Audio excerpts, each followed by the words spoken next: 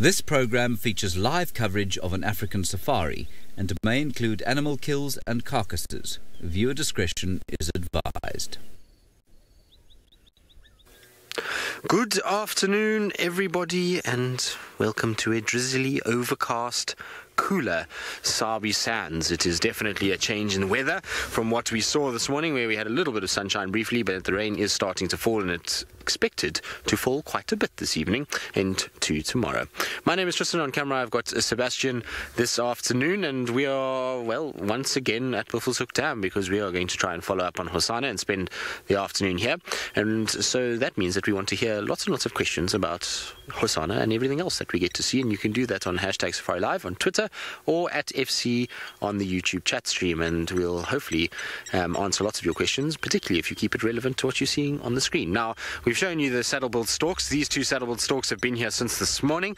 We were with Hosanna here this morning. He had his kill, so we're going to try and scratch around. I don't see him at this point right now, but I'm sure he's here. I don't think he would have gone too far unless Dad came along and ate everything, which I suppose is possible, but we'll have a look. But the saddle-billed storks, they've spent the entire day moving about, picking around this dried, cracked mud, and the reason why they would have been doing that is because that dried, cracked mud is definitely housing all kinds of frogs, and so frogs are an important part of a saddle-billed stork's diet, and you will find that they do it quite regularly. And so both male and female are here. That's the female that we see there. She's got the beautiful yellow eye, and then the male, who's behind the pole. Of course, he would be, excuse the poles, rain roots, unfortunately, with the rain that's falling, little pitter-patter every now and then would be in the way, and there's the male with the dark eye moving around. Now, when we finished our drive this morning, Hosanna was lying on the dam wall. He then proceeded to come down and have a little drink before chasing these saddle-billed storks around a little bit. He kind of walked straight at them and watched them fly around and sort of growled and hissed a little bit, and then sort of moved up and went and lay underneath the big torchwood on the other side. So there you go. See, into the crack in the mud. Now let's see if it finds anything. We've got the most ridiculous beaks, these guys, and obviously are incredibly good at the way that they hunt for food. And you'll find, hopefully, if we don't get too much rain, we might find not only these guys doing this, but sometimes you'll even get the African harrier hawks coming in here, or gymnogenes, and they'll come in and they'll try and kind of get frogs out of this cracked mud. We saw it in 2016. That was an effective technique that they used, and I wouldn't be surprised if these guys do it too. Now, the good news is that there was also a herd of buffalo that was at the dam earlier in front of Weatella, and their tracks are all pushing towards here. They haven't quite got to Buffelshoek Dam yet, but I'm pretty sure during the course of this afternoon they're going to arrive, and we know if buffalo arrive here, well, then we should start to see Hosanna perk his ears up and move around. He always likes a good herd of buffalo. But there you can see the little raindrops. Oh, there he is, right there. There's so there's Hosanna. Into frame. Sorry, Kurs, can you just say that again? I was too busy laughing at the fact that Hosanna almost just photobombed our frame.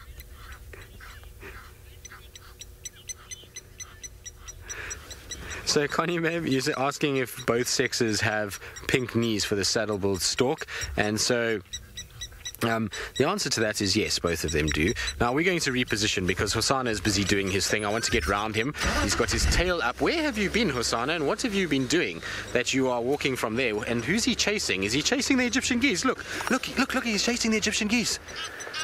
This is amazing. He's trying to hunt the Egyptian geese on the cracked mud, and he's not doing very well. Now, the Egyptian geese don't look like they are... Now, I wonder if they don't have eggs here. Look at this, look at this. And there comes the storks. You can hear the storks bill clapping. They're trying to chase Hosanna away. So they're flapping wings and they're trying to chase Hosanna away. Now, look at this. He's running straight at us, down towards us, because this Egyptian goose, I'm pretty sure, has chicks or eggs and is feigning injury at the moment so that it doesn't get caught by, well, it lures Hosanna away from where the eggs are. Yes, they've got little chicks. Look, there the little chicks are. Hosanna ran straight over the chicks and didn't get them because the adult is feigning injury. Look, there they are. So they managed to stay safe. Hosanna completely missed them. That's ridiculous. Well done, Egyptian goose.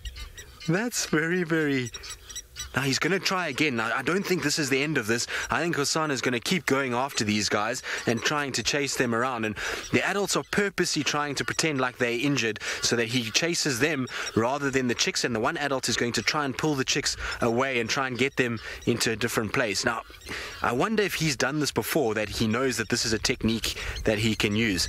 Hosana, what is going on, boy? You've got an impala. Why are you trying to kill little baby birds?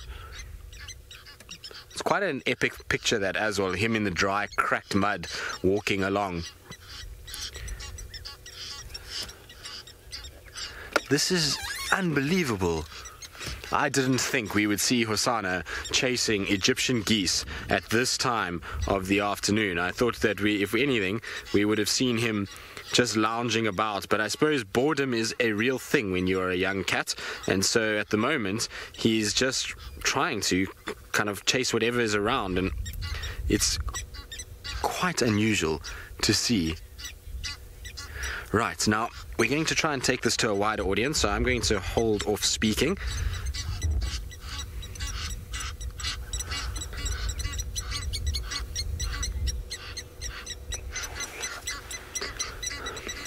Well, good afternoon, everybody, and welcome to what can only be described as a chaotic scene. As you can see, there's a leopard that's walking through dry, cracked mud, and what he's trying to do is go after some little baby Egyptian geese. Now, I do apologize about the pole in the way. It is raining here today, and so we're trying to kind of stay out of the rain and keep the equipment safe, and so that's why we've got the rain roofs on. But there's the Egyptian geese. You see they've got little chicks at the moment, and so those little chicks are being hunted by this leopard, and he's going after them, and what's happening is the adults are trying their level best to basically deter him from getting to the chicks, as well as trying to feign injury and try and lure him away. Now, I only see 2 chicks there, which means one is missing. So there were 3 at one point, so I don't know where the third one is. Maybe it's just sat down out of fear and is trying to just camouflage, but you can see they're tiny, tiny, tiny little chicks. Now, those would be nothing more than a bite-sized snack for a leopard like this, but opportunity is a real thing when you're a leopard, and they'll take any opportunity that they can get, which is absolutely insane. So I'm pretty sure I saw 3 or 4 of them earlier, and now there's just the 2, which is really quite interesting. And what he's done is he's pushed them into this water point, and so from here they've got to either come out to get onto the bank where the little chicks don't have to tire of swimming, or they're going to have to just stay in there until he gets bored. Now, I'm pretty sure he's not going to get bored anytime soon. No.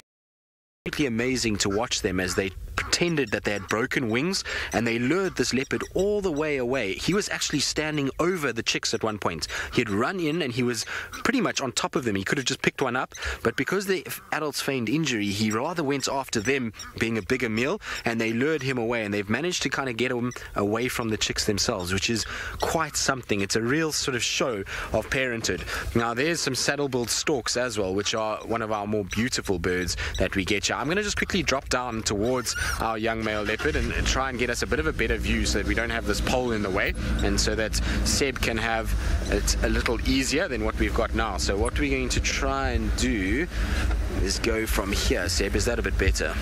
Yeah. There we go. Now, we are coming to you live from South Africa, which means that you can all be interactive with us. So remember, you can post any questions or comments you have in the comment section below, and we'll try and answer as many as possible. I also haven't told you who I am in all the pandemonium that's been going on. My name's Tristan, and on camera I've got Sebastian. So if you heard me asking Seb if that was okay, that's because he is operating the camera this afternoon. Now, these guys, well, this leopard now is just going to sit, and I think he's going to try and wait for everything to calm down a little bit. The Egyptian geese are starting to settle. They're not making nearly as much noise as what they were earlier. The little chicks are in the water, and I can only count 2 now, but I don't know where the others have gone. There was definitely more than 2. Kirsten, was I wrong in saying that there were more than 2? I thought I saw 4. So there's 2 missing. Now I wonder where they are. They must be just sitting and camouflaging, instinct taking hold to try and just kind of sit and hope that this predator misses them. Now, Steph, do predators swim? They can, if it's worth it. So I have seen leopards crossing rivers before. Lions do it quite often, and even cheetah. And sometimes you'll find lions will wade in if they're trying to get to an animal that is stuck in there. So something like a buffalo, let's say, if it was in there, sometimes lions would go in if the water is shallow enough and is not very big. But this leopard, he's got a kill actually not far away. He's got an impala that he killed 2 days ago that's hanging up in a tree. And so he's at the water more to actually get water, and he's just seen an opportunity. And as I say, with leopards, they are opportunistic predators, and so whenever anything comes about that is an easy meal, they will try and take it. So, Scott, the biggest prey that they can kill, I mean, there's leopards that have killed baby elephants, quite big giraffe as well.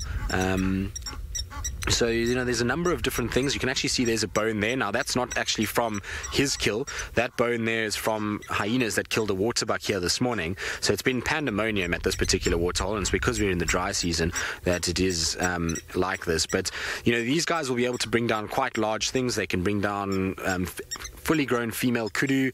So things that are sometimes 2-3 times their body weight, they're able to pull down, which is quite something. Now, he might come up towards us. He might be tired of chasing the Egyptian geese and might think about rather coming towards his kill that he's got. Now, his kill is basically where, in the direction he's heading, is where it is. If he comes out of this bowl of this dam and up onto this dam wall and then heads off it a little bit, that's where it would be. Now, where he's sniffing about here is where the hyenas were eating this morning, and they were dragging the carcass around, and so he's probably scenting that smell of meat, and that's why he's got his nose to the ground and is just busy kind of trying to work out if there's any sign of another carcass here that he could potentially go after. Everyone always blames hyenas for being scavengers, but leopards are actually very good scavengers themselves. Now, look, they're smelling actually where the Egyptian goose defecated. No, I didn't like the smell of that.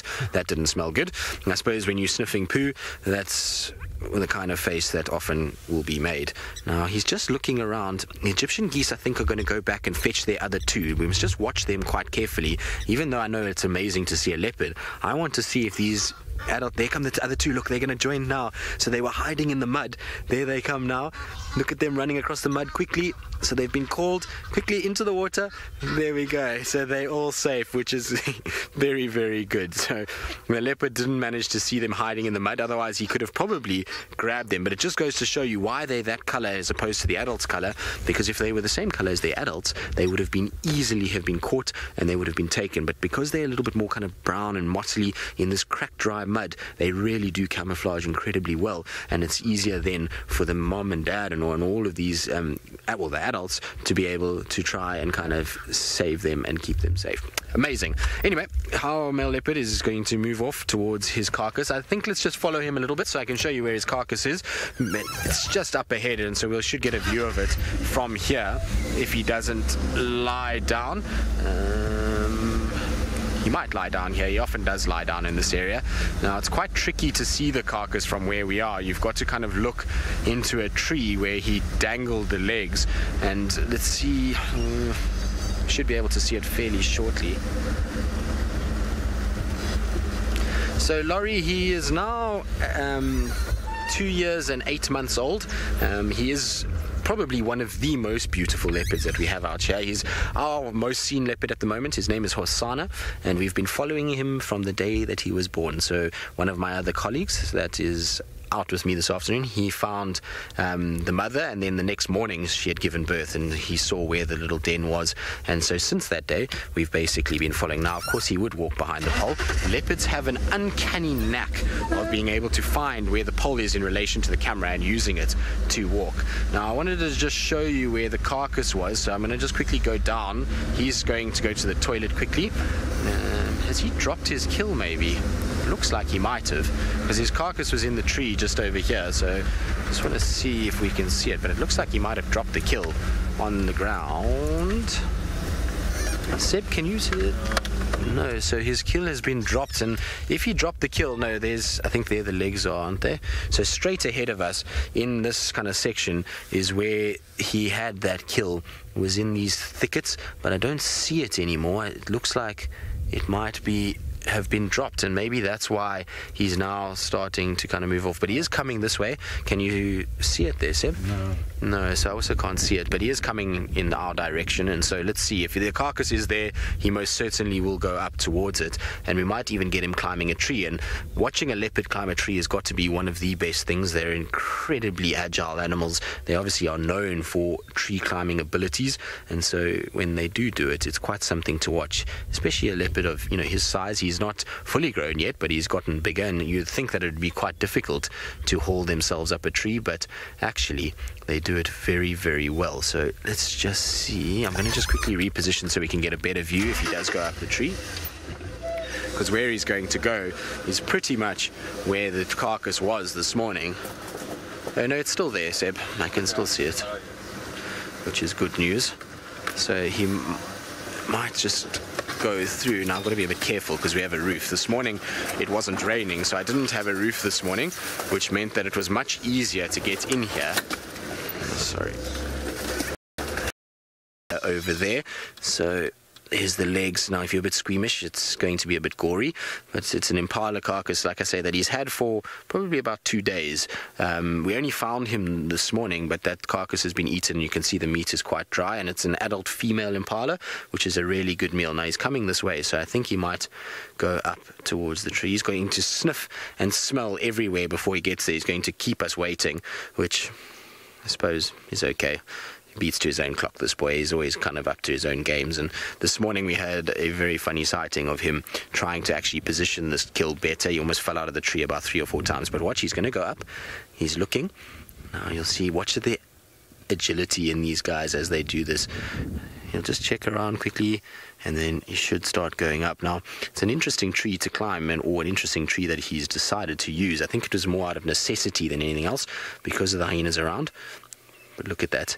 Was that not just ever so graceful and effortless? Absolutely amazing. Very, very cool. Right, so that was nice. I thought we'd just wait for that. So we're going to carry on spending time with him, but if anything does happen and chaos ensues like it has already this afternoon, we certainly will go live again. But from Sebastian and myself, it's been an absolute pleasure, and we hope that you'll carry on following us this afternoon. Remember, you can just Google Safari Live when we do twice daily safaris. But until then, we'll see you all next time.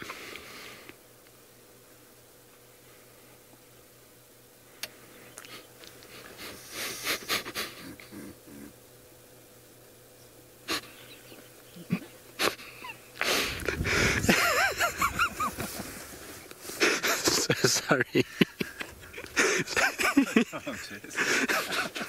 It's all your fault, Seb, because I was sitting there and we're obviously closing this broadcast, and Seb just started giggling as he zoomed in onto Hosanna's testicles to finish, which meant that I also started to laugh. Sebastian, it's all your fault. Anyway, Hosanna has settled down to have his afternoon feed, and exactly, we've just taken over, and so we might as well let some others in on the fun. And so we're going to send you across to Brenty, who has found his tenty once again. Yes, it is Brent in the tent. Unfortunately, we didn't have a game scout to go on bushwalk with us this afternoon, so I'm back in the tent, and today we are going to be talking about the most incredible animal in the world.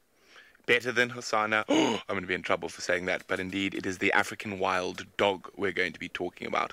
Now, unlike a lot of other carnivores, they actually have very little history in human history. So lions, leopards, hyenas all feature heavily in a lot of human history and folklore. However, African wild dogs are only recorded really in 2 prehistories or histories of man, and the one being the San Bushman of southern Africa, and the other being from ancient Egypt. Now, this is probably one of the only ancient sculptures of African wild dogs, and this is from the people who came before the pharaohs, well, at the last dynasty. So this sculpture is over 3,000 years old, and the Nakwada, the 3rd dynasty.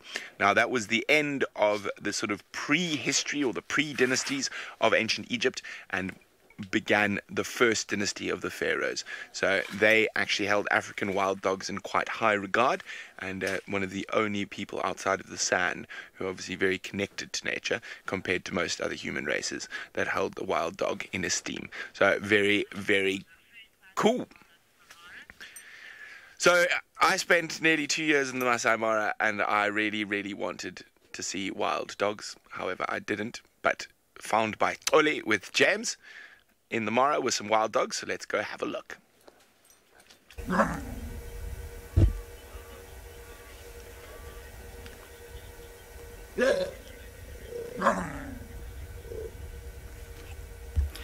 We've never seen this before in SafariLive in Mara. The wild dogs are very, very, very rare in the Mara. This is awesome. This is wonderful. This is wonderful. This is wonderful. This one wants to go back and attack the lion, but as you can see, the body size is not the same. He's smaller than the lion, so he's going. Oh, he doesn't want to leave actually. I don't know what he's up to, but I'm sure his heart can kill the lion, but the body won't kill a lion. Look at how the ears and the legs and the body structure. We can see this painted dog is so angry. Very jealous, but very, very chuffed that Oli got to see the African wild dogs in the Masai Mara. And we haven't actually had a chance to listen to that alarm call. This morning, we heard of them contact calling, woo calling, woo, woo, woo. Well, I've got to do it like a wild dog, which means I need to get some, let's just move everything here, to reverberate the sound. Woo, woo, woo, woo.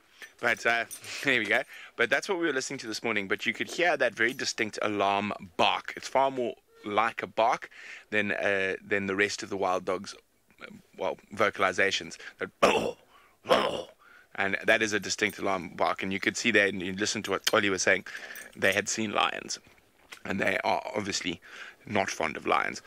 Lions are one of the biggest threats to wild dogs. And I mean, we've seen some very sad stuff. Well, on SafariLive, we saw that Styx lioness kill a wild dog puppy not so long ago. I was most distraught when that happened. But nice to see the dogs this morning, and nice to have them back. And we're going to be focusing while in the tent on wild dogs today. So the second most endangered canid in Africa. Okay, and it seems like it's really going to be spotty this afternoon, because Sydney is headed to where we last had Tlalamba this morning, and she's there.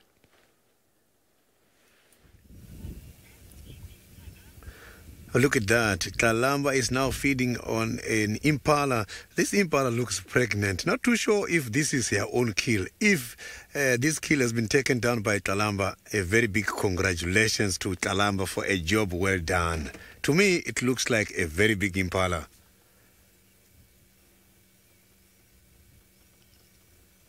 So you can see she's even battling to open that impala at the moment. So she's starting to eat from the neck. So this is different from the well-experienced leopards.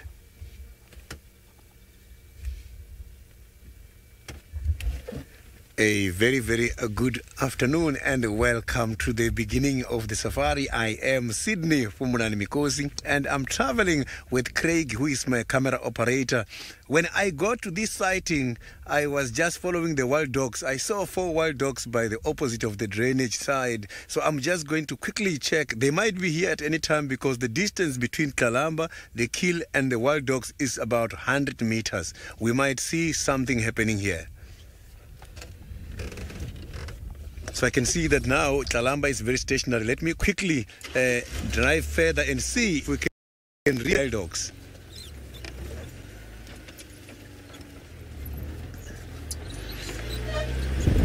So we just saw them not very far away from where I am. So I'm just going to look for an open space where I can be able to easily see. There's a very big drainage between us and where we saw them. Let's hope they don't come here and take away the food from Tlalamba.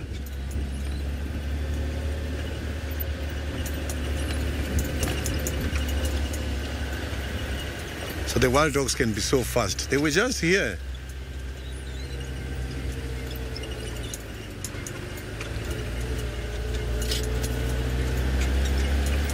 It's difficult to see them now.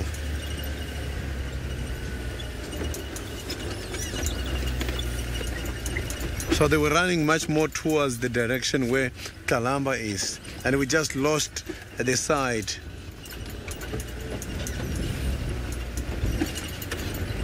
And there's about 4 of them.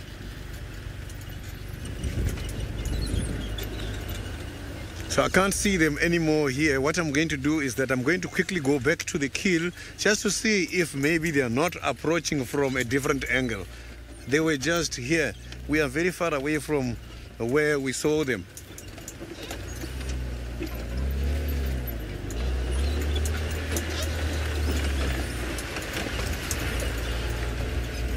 So those wild dogs were going too fast.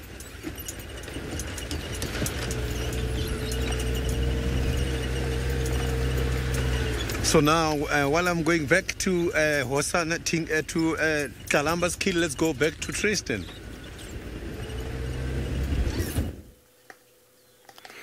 Well, how awesome is that? I wonder if Tandi's there. If not, well, then we know that little Kalamba has made her first kill that we know of that size. And it just goes to show that the fact that she's been left alone and hasn't been taught how to hunt means nothing, because instinct is what they rely on. And that little one has somehow managed to bring down an impala, which is amazing. I wonder, like I say, I mean, maybe Tandi is there, but let's not jump to conclusions just yet. But if Tandi is not there and little Kalamba has killed a impala, it will be like a graduation ceremony, and I will be thoroughly impressed, and it will be a great birthday gift for me. And apparently it's a big impala, which is amazing. So the problem is that she is going to lose it because she won't be able to hoist it at her size. And I somehow wish in many respects that we had a nice big fresh impala here, because the stench that is raining down from this carcass near us is quite something. So not smelling very good this side at all. But I'm super proud of her that she's managed to be able to bring it down. And it's somewhere around her 1-year birthday. And so, you know, it's very, very, very cool that she's managed to kind of take that down. In my mind, I just say that she's born on the same day as me just because I want to say that. I mean, I have no idea when she is. She was somewhere between the 24th of October, as I was, pointed out correctly the other day, between the 24th and the 10th, I think, of November. So anyway, in that time frame is when she was born. And so I just always claim the 6th because it's my birthday and I wanted her to be born on the same day as me. So she got a birthday present if she did kill that of her own, which will be so cool. If she did, I'll be so happy, because you know, it just goes to show that these tiny little leopards, we don't give them as much credit as we should. Even though she is so much smaller than all of the others, the fact that they have that much power in their little bodies to bring down a big impala like that is quite something. So I'm hoping it was her. I mean, obviously Tandi could be there, like I say, and time will tell. If we're there the whole afternoon and no sign of Tandi, then we know full well that it was little Kalamba that did it. Now, it could have been an impala that may have been not very well or something like that, that might have aided her. But either way, she's done a sterling effort, and I'm so glad that she's got a little meal now. Kirsty's telling me in my ear, obviously I can't see it, so she's saying that it looks pregnant. Maybe it was giving birth. Possibly, Kirsty. Today is often we have seen impala lambs on this date in the past, and so, you know, it might have been that, and she just took an opportunity. But still, even if she managed to take the opportunity to still wrestle with that particular impala and bring it down is really quite something. And it just goes to show you what hunger does. Hunger and desperation will allow a cat to really make a plan and to be able to find food. And so if she's starting off on killing impalas already at this age of that size, and she's doing it effectively, she's going to lose many of them to hyenas, but the technique is going to stand her in good stead for later in life, which is amazing. So I'm super thrilled that she's got a meal, also because she hasn't, you know, had any food for the last 3 days, and so we want her to at least not be hungry and to find the food that she needs. But that's so epic. I'm seriously thrilled with the fact that she's managed to get something. Now, of course,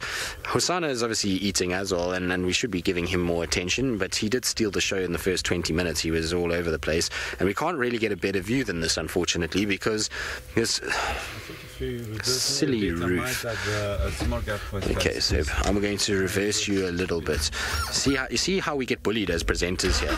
We just get shouted at and told to reverse. The directors shouted us to be able to do things, camera operators. It's hard being a presenter some days.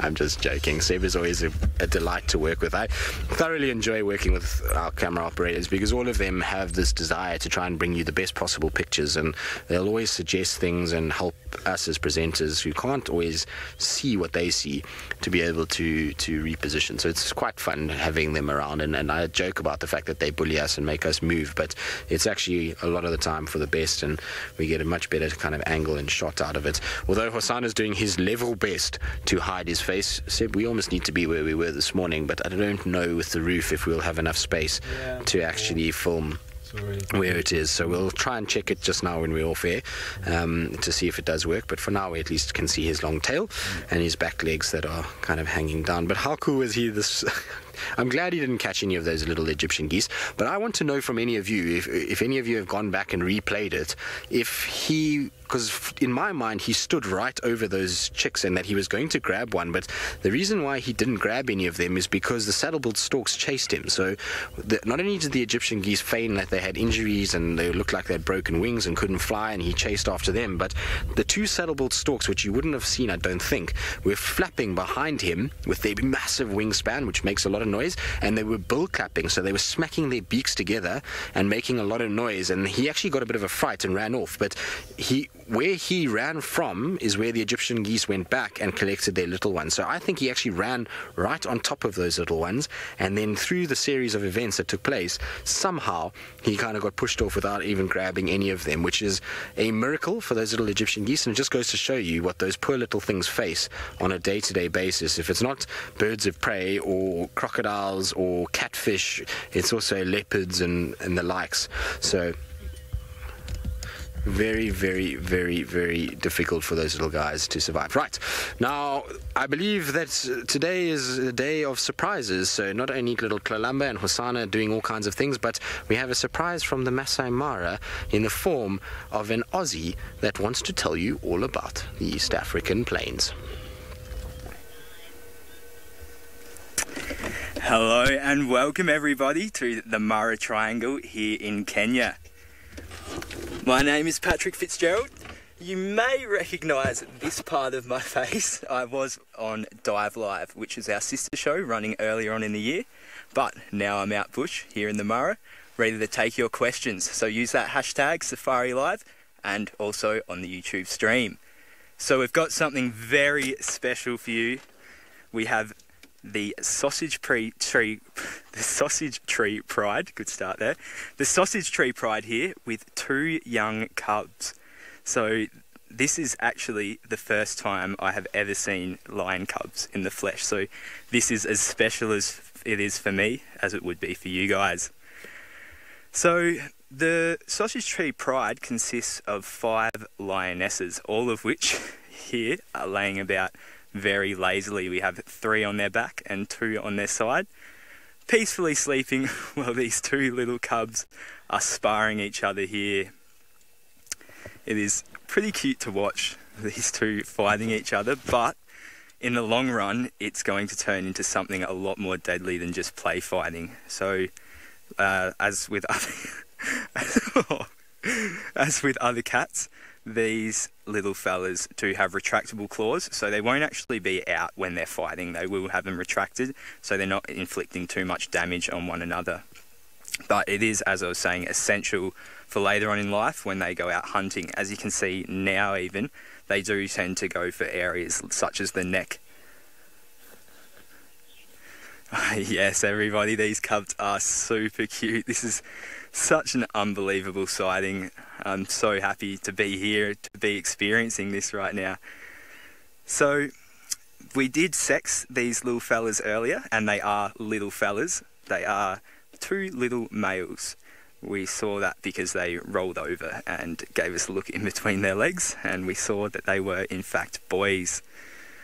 Now, I believe they both belong to this mother here, but I can't confidently say that. There are 4 cubs that are part of this pride, and we're only seeing 2 at the moment, so whether or not they are siblings, I'm not sure.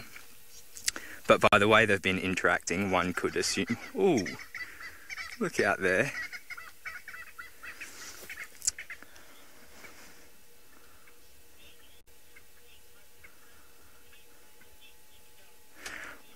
Well, Megan, compared to a domestic dog, let's see what breed. They would probably be about the size of a Kelpie puppy. That's what I'm going to say. So if you have a Kelpie puppy that's about 2 to 3 months old, I would say that they would be a similar size as these little ones here. They are only born at half to 1 kilo sometimes, so not much more than 2 pounds.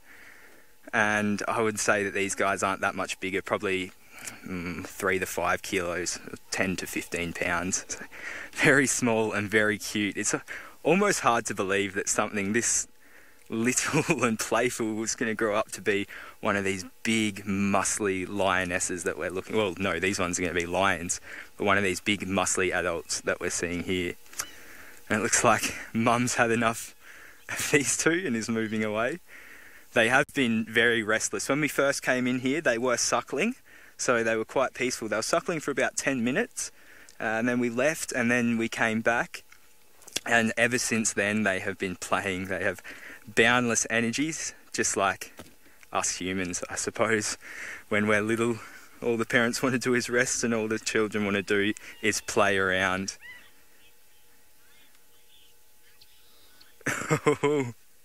That is a great question, James. Well, I'm going to have to say actual lions. I never thought that I would enjoy the land this much, but yes, lionfish, I suppose, are invasive, so there's that. And they are beautiful as well, but compared to these big, majestic creatures, I think I would rather see these than lionfish, which probably wasn't the answer you were expecting to hear, being a marine biologist. So these little fellas are accepted into the pride now. They are introduced after about 6 weeks old.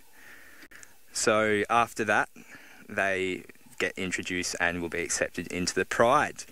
Now I'm going to leave these 2 to play, and we're going to head across back to Juma, where we see Sydney.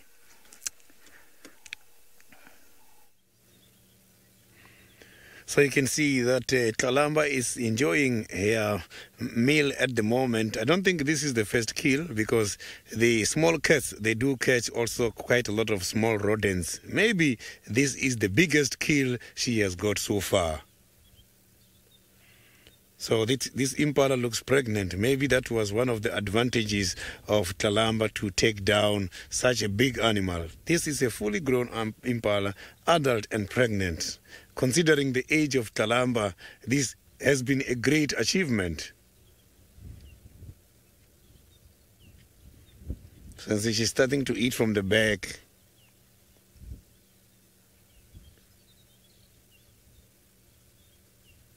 Kalamba learned a lot of hunting skills from Tandy, I can promise you. It's never easy to take down such a big animal. The problem now is I don't think she's got enough strength to take this very big kill up into a tree. They get learned how to take things up into a tree, but this looks very big. So at the moment, the kill is vulnerable. If any of the scavengers comes here, the chances of this cat to lose a kill, they're high. Dina, I don't think the dogs were here earlier, because when we saw them, they were very far and they were just passing by. And the dogs, I don't think it will be easy. She won't be able to pitch up to challenge those kind of dangerous predators. And there's no markings on this impala showing that impala has been taken down by a big animal.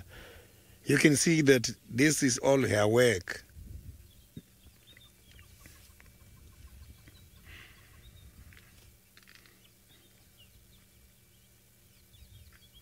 So she's battling to crush the bones.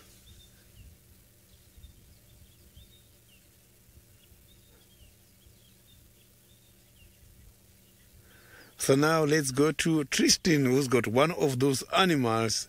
If one of them comes here, we might see something here.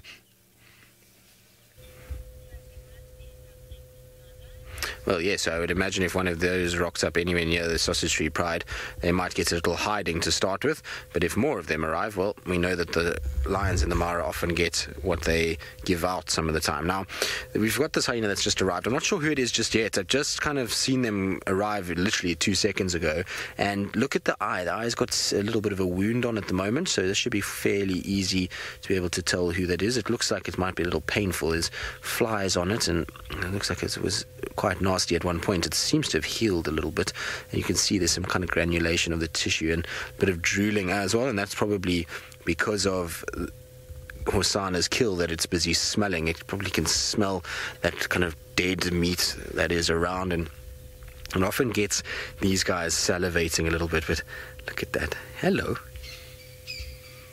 They're fascinating animals, and I know they're not the prettiest. You know, you look at that and you look at a leopard, and it's not quite the same in terms of its looks, but they are incredible creatures. Their abilities to do the things that they do, and the punishment that they can take, and the way of life and the social structures that they have are quite astounding. And you know, I think in many respects, one of the best parts about SafariLive is the reputation of hyenas, hopefully, is being challenged at all times, and that people are starting to see that they are not quite what everybody makes them out to be. And I think a lot of credit needs to go to Jamie particularly, because she's spent so much time and she has really tried to just kind of change the way that people see hyenas within our program, and obviously we try and spread the word as much as possible. And you know, I think most of the presenters come through that particular phase. You know, Brent, myself, and James, none of us are hyena haters.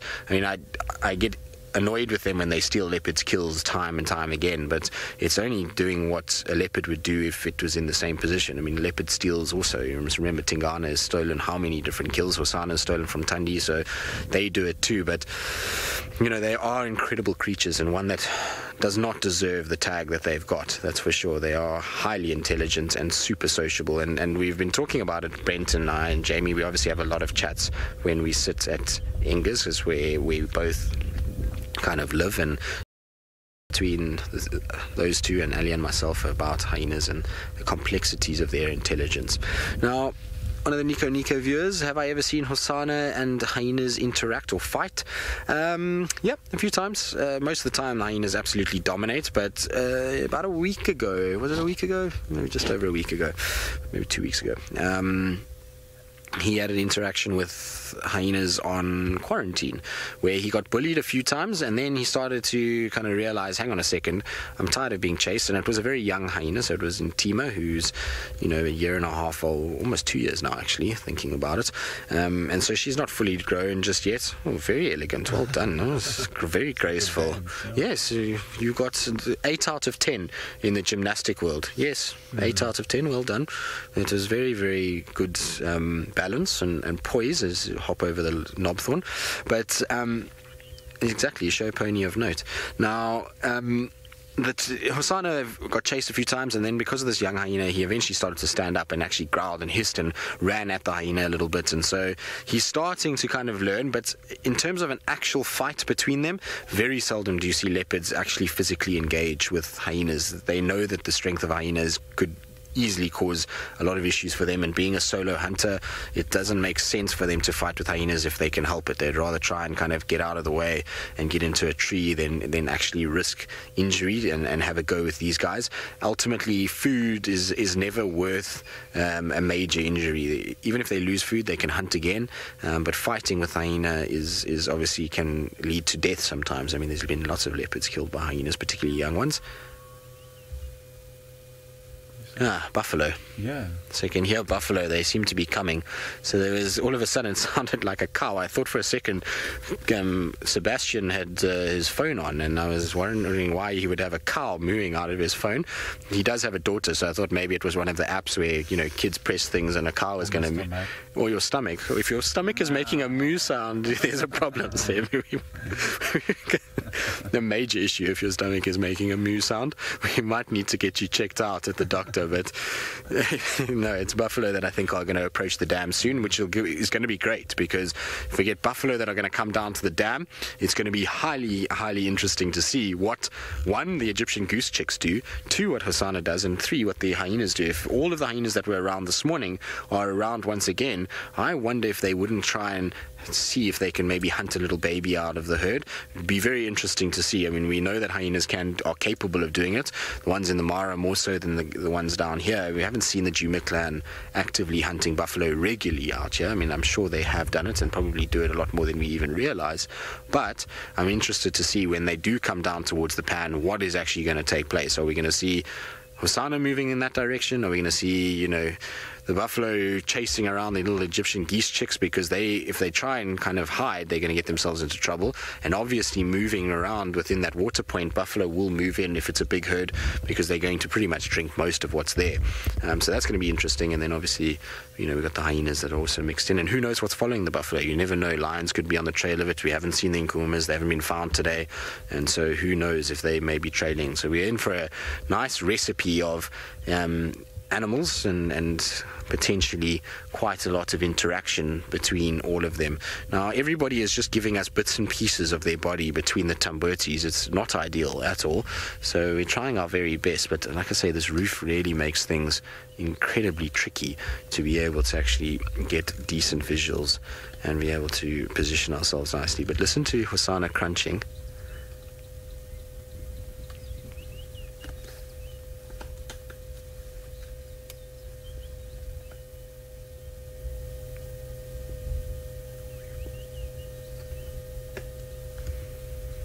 It's always amazing.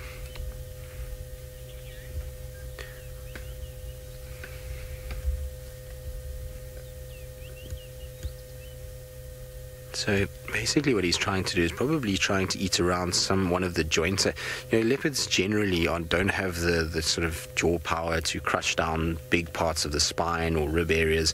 They can break off the ends of the ribs, and they'll often eat the legs of an impala, being very, very thin, but they don't really have the huge amount of jaw power to break down joints in particular, so shoulders or, you know, hip joints. And so you'll often hear that scraping sound of the teeth as they try and break them down.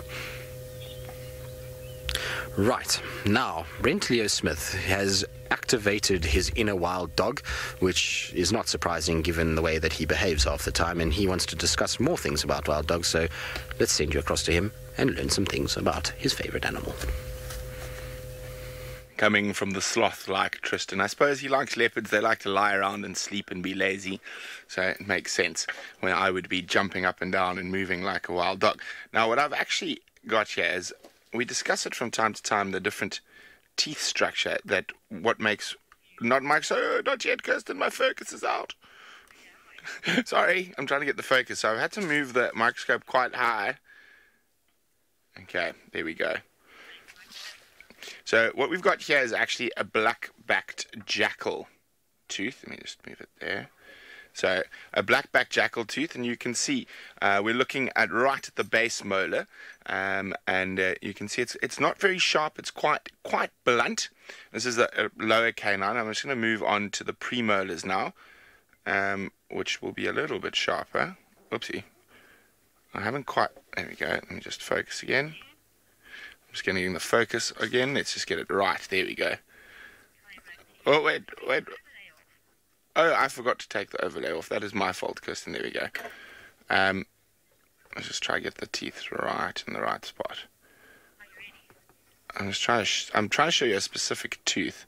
I'm going to just turn it around the other side. Might be a bit easier. Yes, there we go. Here we go. Now I'm sure. Now we can go back. I'm 100% sure now, Kirsten, we can go.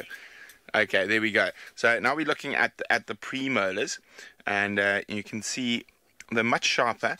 But what we're doing is we're looking right at the edge. Let me just get my porcupine quill. Yeah, you can see we're looking right at the edge there, and you can see it's quite smooth. It's not really rough or razor-like. It doesn't. I'm trying to think of a comparison, almost like that shark teeth, that sort of slightly jagged edge. Now, at the moment, we're still just looking at the lower jaw, and we're still on the black-backed jackal. Okay, I'm going to take that out, and we're going to have a look at the upper jaw, and we're going to start over here. This is the black-backed jackal again, and you can see there those canines. See, they're quite, let me just turn it sideways, quite undeveloped. In comparison to the rest of the teeth. Now that shows quite a more omnivorous diet, and also maybe a slightly more carrion-based diet. Now wild dogs are what you call a hypercarnivore, so they only eat meat. Now here's the wild dog skull, and look at how much longer those top canines are. It's incredible. Now, even though wild dogs are much bigger than a black-backed jackal, if I put the two skulls together, look at that. Not much size difference. Now, some of the really noticeable things between a canid and a licon, a wild dog, is if we have a look at the size of the nasal cavities. So obviously wild dogs are always on the run and on the move. They need to get a lot more air. And so their nasal cavity is a lot bigger. There is a missing piece. There should be a bone over there. But still, it's a lot bigger, so they can intake a lot more air than the black-backed jackal that doesn't need to move around as much. And then the other thing is if we turn them on the side like this, and you look at the size of the ocular cavities as well. See how much bigger the wild dog's eyes are. So they rely a lot more on their eyes in terms of finding prey species. Okay, now we're going to take the black-backed jackal, put it down for a second. Aussie Bonnie, no, wild dogs do not have the same teeth as normal dogs, and that's what we're actually looking at now. So I've been showing you the bottom jaw of the black-backed jackal underneath the microscope, and now let's have a quick look from a distance here. So remember I was showing you how blunt the molars and premolars were, where there is on the dogs. Look at these sharp tearing teeth. If I turn it sideways, much sharper and much more narrow. So, and the molars on the jackal, see how much bigger they are, and look how small the molars are on the bigger wild dog. And that's of course because they don't really feed off carrion and they don't chew bones too much. So hypercarnivore, meat. Now we're going to pop the wild dog's lower jaw underneath the microscope, and we're going to have a quick look at those. There we go. Ooh, let's get into the right spot. Let's make sure the focus is not quite where I want it. Oh, quickly across to Tristan.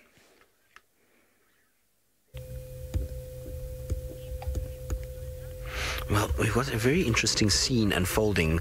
We had another hyena approach, the one that's got the injury on the eye, and there was a lot of posturing and a lot of movement, and the individual with the eye injury was really being submissive and trying to just kind of hunch its back and sit there and not get too close, and unfortunately it eventually did, and this one just gave it a massive bite on its backside, and kind of there was a bit of growling and fighting that just took place and then moved off, and you can actually see some of the marks on her from where they were having a little bit of a go at each other. They kind of bit at one another, and she definitely dominated that encounter and has pushed him off, and he's moved away. So quite interesting. I think it's heart that we've got here. I'm not 100% sure, but I think it might be. I could be wrong. Like I say, between the boys and heart, and I really struggle. I mean, I'm just getting to grips with, you know, the prominently seen females, and it takes a while to get to learn them. I don't have the same eye that Jamie's got when it comes to IDing these guys, but what I can tell you is that this hyena is far more dominant than the one that had the eye injury, because that one has just been given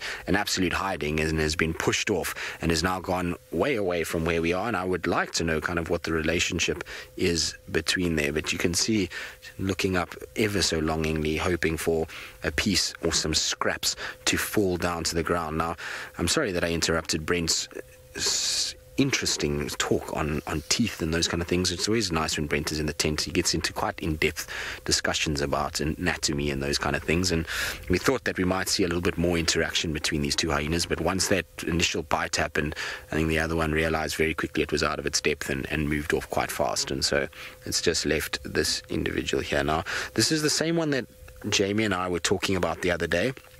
It's got this square kind of cut out of the ear. So this was seen at the den the other day by Jamie, and she wasn't sure who it was. So if Crystal or Michael Fleetwood or any of you are watching that know the hyenas very well, if maybe you can help Jamie and I out, because this is an individual that neither one of us were sure on.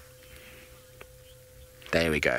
Okay, so that explains it. So, Crystal, you said it is heart. I wasn't 100% sure, but I thought, given who I saw this morning, that it looked a bit like her when you said it was heart this morning. So, okay, so she's got that nice little square notch out of her ear. Jamie will be very happy to know that it was heart. We surmised when we saw it at the den the other day that it could be heart, and it's nice to kind of confirm that, which is really, really good. And that explains why she is a lot more kind of offensive to that male than potentially some of the other males within this area.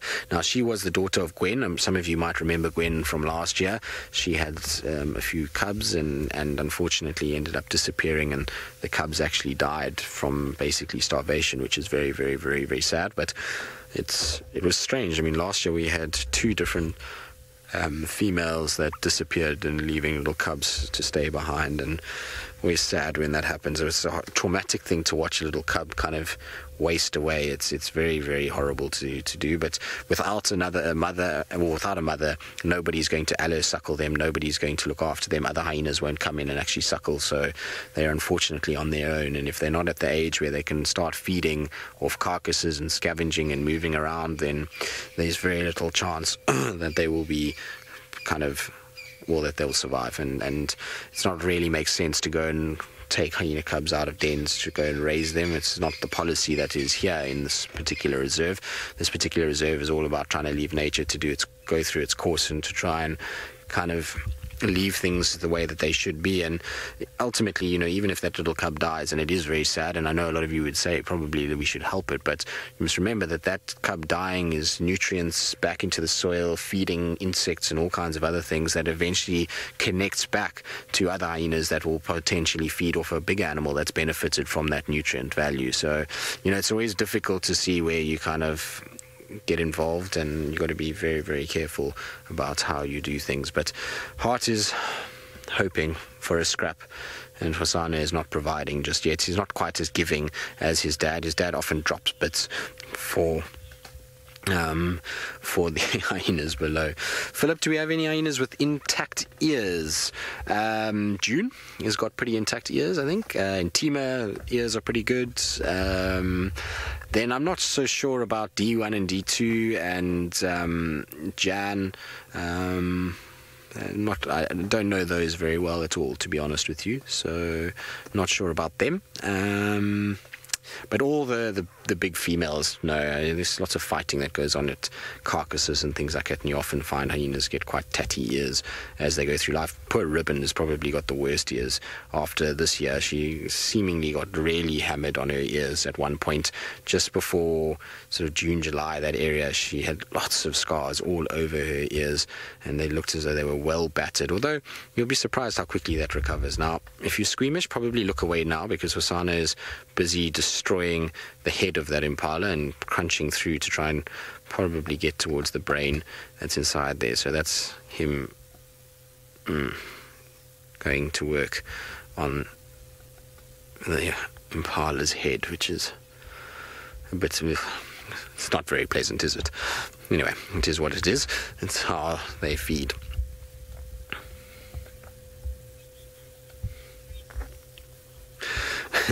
Now, obviously, Kirsty thinks that Brent should be the president, because she's just said that I must link to Brezant.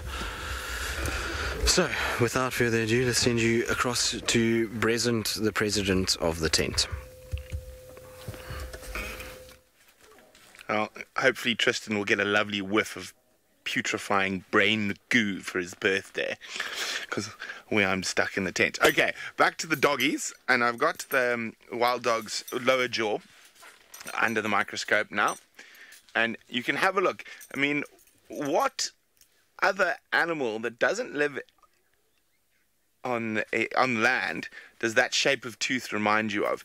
What other animal? Hashtag SafariLive if you know. But also just look, if you look very carefully on the edges there are tiny little serrations that will aid in cutting up meat. So it is very, very fascinating. Now, the dentition is different from a normal canid, as we've been talking about. Also, they have more teeth. So on the top jaw, a wild dog. Ah, here we go. Well done. Who said that, Kirsten? Was that Final Control? Oh, everyone says shark. Yes, Linda, Synergy, everyone. Okay, shark. Yes, indeed. Now, if it's come out there quickly, thank you. So you actually, if you have a look, the wild dog has more teeth. So 1, 2, 3, 4, 5, 6, 7, 8, 9, 10, 11, missing 12, 13, 14, and then there's 6 up in the 6 incisors up in the front. So that's 20. And if we go through to the black-back jackal, that's 2, 4, 6, 8, 10, 12, and then 6 incisors up in the front, and that leaves us at 18. So more teeth. And being a hypercarnivore, you can really see from the. It's much easier to see from a flat. Let me just try hold them together like this, from a flat point of view. So they've got that extra set of teeth which comes in at the premolars. So you can see both the molars. They're sort of pretty flat, but they're here where the jackal lost. They've got an extra set of sort of carnassial cutters there, and these very sharp premolars here. So very, very interesting that. Sally is asking, are these bones bleached? Yes, they are, Sally. I'm not sure. We got them from somewhere, and we bought a whole bunch of bones from a taxidermist or an old museum collection. So the white ones that look very bleached are the ones that we've managed to get. The ones that we've picked up ourselves, not so much. You see, they've still got a bit of smelly skin and sinew and stuff stuck on it. Okay, well, while I put down this bone, or hit Senzo with it, we're going to send you across to Sydney to see what's happening with little Kalamba.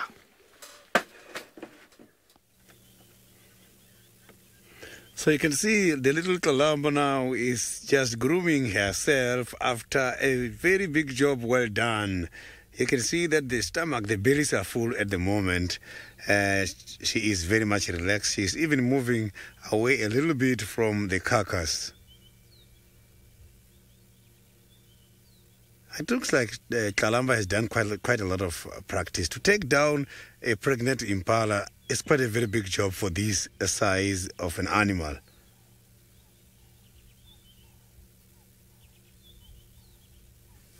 So she did all this by herself. So I'm just going to pull forward a little bit so that we can have a better sighting, because I can see now Kalamba is moving away a little bit. But the chances of losing the kill, they are very much high at the moment. I don't think if any of the scavengers comes here, Kalamba will be able to defend this kill.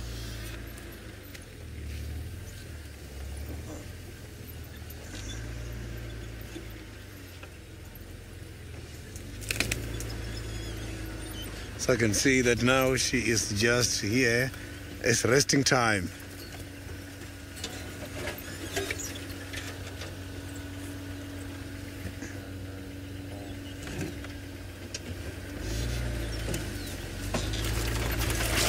So she's just hiding a little bit behind the termite mound.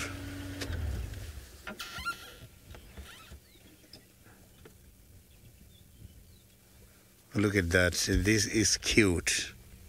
So these kind of cats, they've got to learn from the adults, but they are not allowed to participate on these hunting activities while they are still young. The hunting can be very dangerous to them because some of these animals can also defend themselves.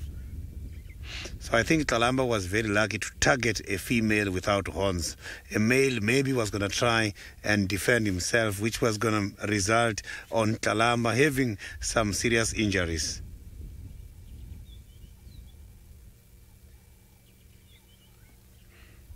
She's checking everywhere. She's not just here to lie down now. She's lying down, but while concentrating on the kill. Karen, so far it's only Kalamba around here, and the wild dogs, they missed it. They didn't see it. They just went past at a distance of 100 meters away from Kalamba. I was a little bit worried when I saw those wild dogs coming, because I know the wild dogs can also be very much dangerous.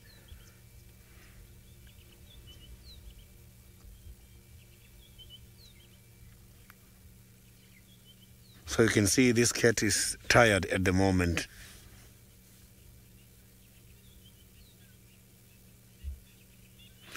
Niconico, this is not the stars of the independence. The thing is, the cats, the mothers, sometimes they do go away for a long distance in order to give their little ones chance to try and have something by themselves. So if you can check, Tandy has been away for a couple of days now. And Kalamba is hungry. Her hunting activities was surely motivated by what is in the stomach.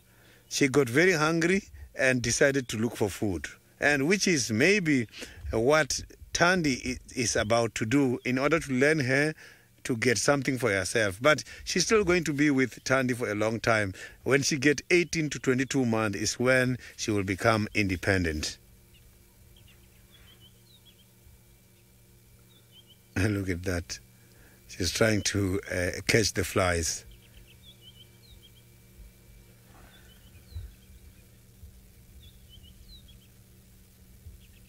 Instead of catching the flies, she's just waving, trying to catch them with a paw.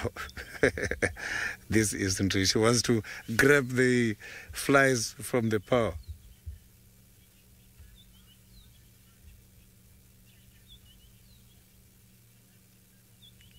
So unfortunately, from here where I am, I can't see very well. But from the kill, from the position where I was, there is no other marks on that animal except for where he was feeding, and the neck, it was bent. I couldn't see very well, but there is no tooth marks from a big animal.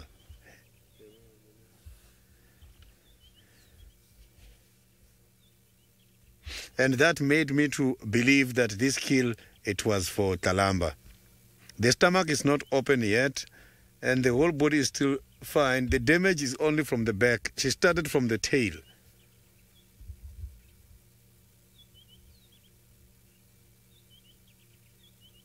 And there's no other tracks as well in the area here showing that the other predators has been here before us.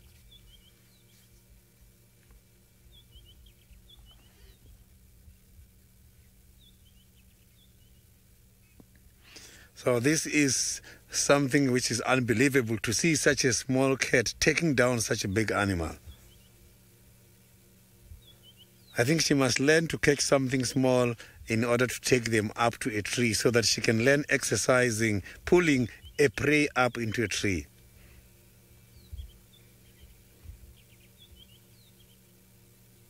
So it means this cat has been learning a lot, because normally they learn how to do this when they are between 12, going towards 18 months is when they are doing it very nicely. But at this stage, she managed when she's still very, way much younger than that age.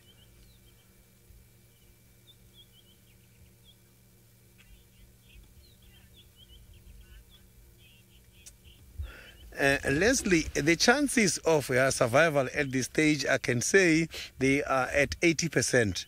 The problem is when she's starting to catch these big animals, the other animals such as wild dogs as well as the hyenas, when they picked up the presence of the kill in the area, they come to scavenge. And that is where even lions, we saw it last week when the lion went into the den and fight with the hyenas. So here she is inviting troubles for herself. That is why I said it's way much better for her to catch something small so that she can drag it up into a tree and eat from there. On the ground, catching something big and lie next to can be very dangerous.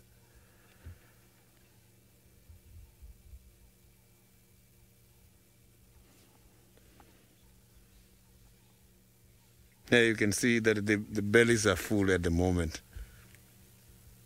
So let's hope Tandy is going to come back anytime soon. That will help a lot.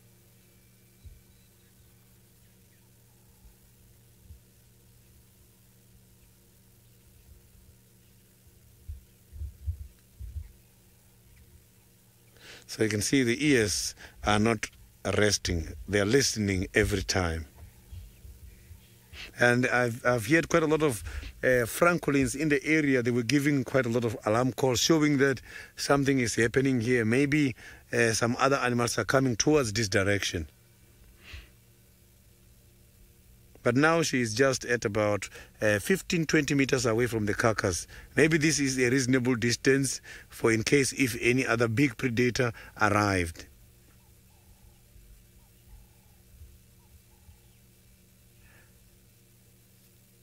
She might be doing this with a purpose. Maybe she has assessed her escape route for in case if any of the scavengers come here. So, but what she's doing now, trying to chase and catch the flies, is going to make her tired. She must learn to conserve the energy. She must rest after eating. So, but if she's eating, coming here and try to play again with the flies, that is going to minimize the energy she's got at the moment, which will then put herself at high risk.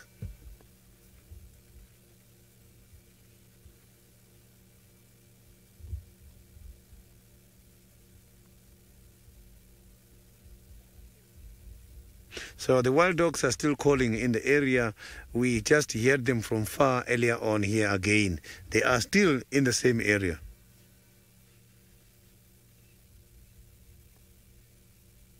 So I wonder where this cat is depending on when it comes to the water availability here.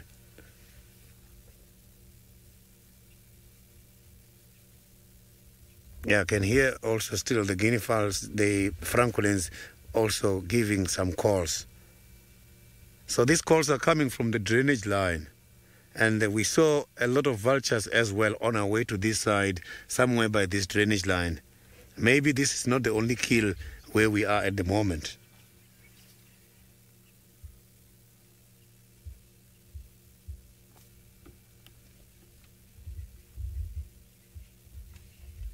So you can hear the francolins are calling a lot.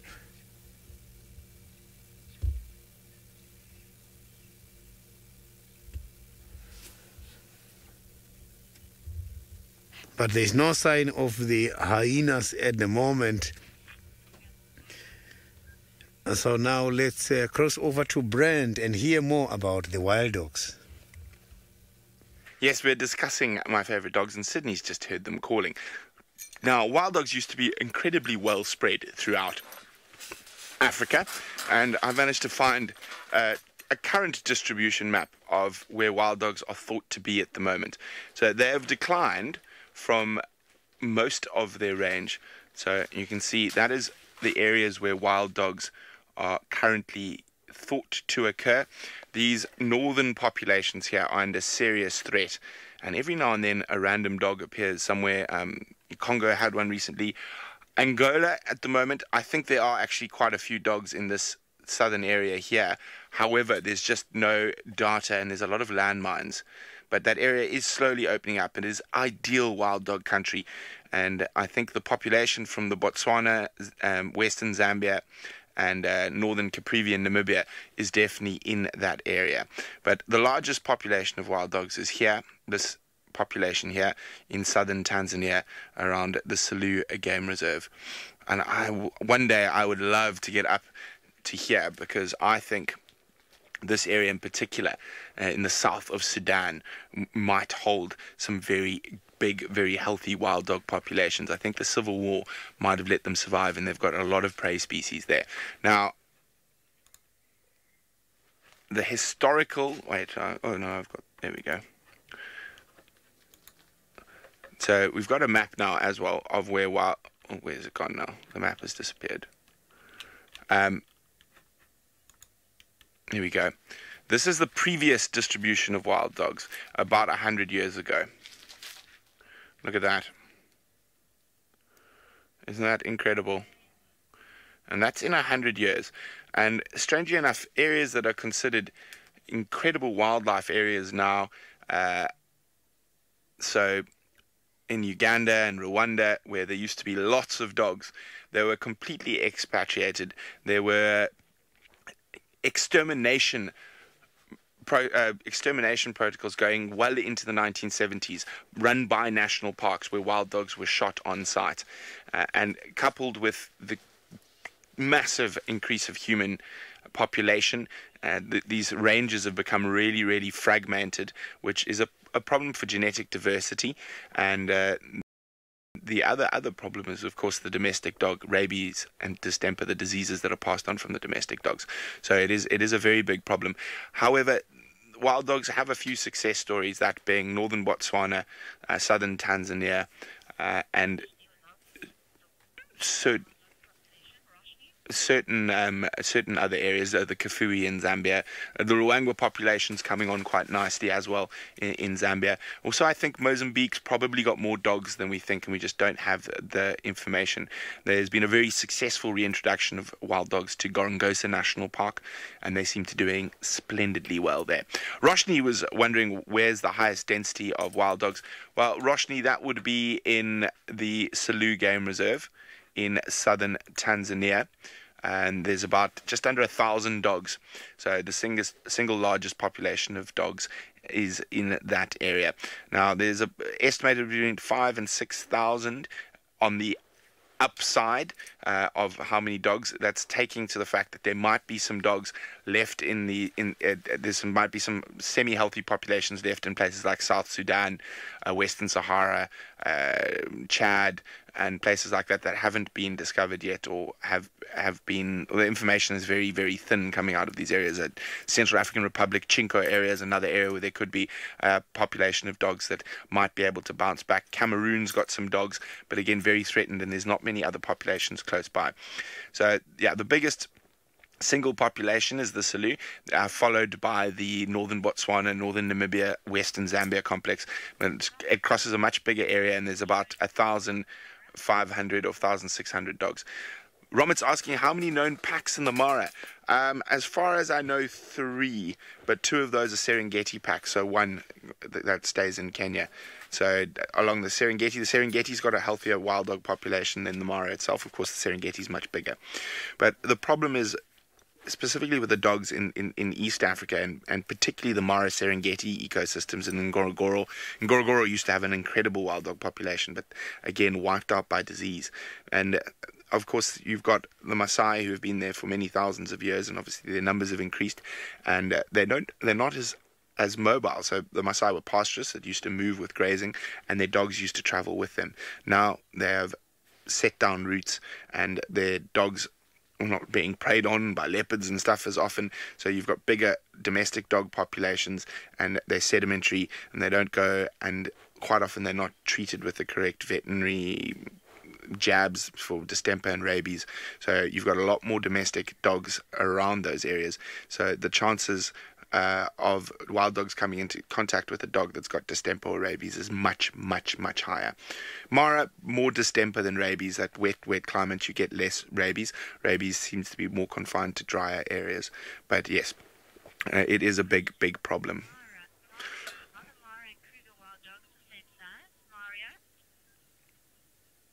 Did I just hear the dogs here? Difficult to hear. Mario is asking, are the wild dog and sizes between Kruger and Mara a similar size? Yes, they are quite similar in size. As far as I can read, there's very little difference in weight and size to the dogs between East Africa and Southern Africa. Now, one of the reasons the Selous Game Reserve has got such a high density of dogs is because there are so few people, and it is such a massive area. It's 5.2 million hectares, and it is mostly under hunting concessions at the moment. The northern section is under photographic tourism, but I would say 90% of the park is under hunting, and of course hunters are not very interested in dogs, and there's large populations of impala, hartebeest, and bushbuck, and the most incredible big dry sand rivers, which for a wild dog is absolutely splendid. So these rivers like this, And so very, very shallow. I'll actually see if I can find one of my photos. I used to live on the Luego River, and the dogs will course along the riverbanks here and will often actually chase bushbuck and impala and reedbuck out into the sand and catch them in the water. And I've had some incredible experiences on foot in these big sand rivers. And the Selous is famous for them, because if we come up, you can see how many of these big sand rivers are around, and the wild dog populations are generally concentrated on these rivers. And the nice thing about these rivers is they are deep within inside the park. The boundary of the park's up here, so it's over 100 kilometers, so they don't have a lot of chance of getting involved with domestic dogs. Also, the other thing about that area is that because of the tsetse flies, domestic dogs don't survive on the edges of the park. So that sleeping sickness is eradicated all domestic dogs from those areas. So that is another reason why they do so well there. And northern Kafue in Zambia, because of tsetse flies killing domestic dogs. And they're, of course, immune. Tamsin's asking, do I know when the last outbreak of distemper was in the Selous? I don't. I'm afraid I do not, but I haven't heard of one for some time. I'm not even sure if there has been a recorded one. It is a lot of those dogs live in such isolated areas. A good friend of mine who's working there at the moment saw a pack of 42 dogs this week. Imagine how amazing that would be. Now, the other thing is that, so here, and most wildlife areas are completely surrounded by people and lacking tsetse flies. So the tsetse flies are actually doing the wild dogs a massive favor by keeping domestic dogs out. Because one of the first things that happens with a lot of domestic dogs, specifically with rabies, before they start showing symptoms of rabies, their brain swells and they lose their ability to find their way home. So as a general rule, from the boundary between a wildlife area and a human area, the further you find a domestic dog from that boundary, and by every kilometer, the percentage increases tenfold. So if you find one close to the fence, it's probably fine. 1 kilometer, there's about a 20 or 30% chance it's got rabies. And then by 5 or 6 kilometers away from its home, or where the closest villages are, it goes up to sort of 90% that dog has rabies. Okay, well, we're going to chat a bit more about dogs a little later. In the meantime, let's see what Tlalamba is up to. So Tlalamba has just now departed away from the kill. She's trying to investigate something else. She was showing some grammais or flamen. You will see now she's sniffing there again. And she was opening the mouth and showing off her front teeth. Look at that.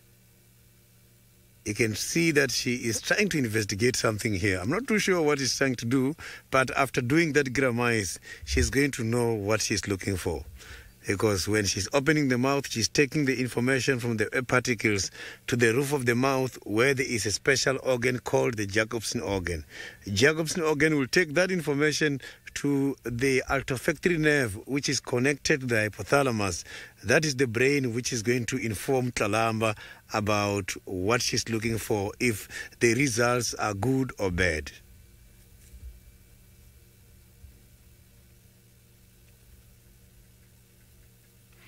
So look at that very long tail.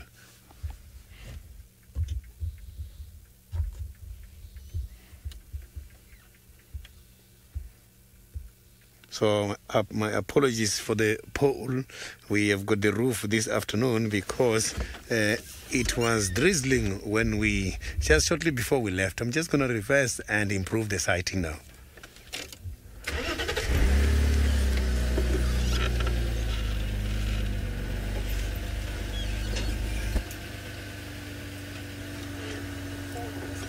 Paula, Hosanna, I don't think he will be able to get to where Tlalamba is. The distance between Hosanna and Tlalamba at the moment is very far. So we are by the side of Torchwood, which is very far, a little bit away from Juma at the moment. So that's why where we are, the competition of hyenas are not too much same as Juma. I don't think if it was in Juma, it was going to take 30 minutes before the hyenas arrives. I'm sure the hyenas were going to arrive earlier than Hosanna. And she did a very great job. That impala looks very big. So it's quite a lot of meat available.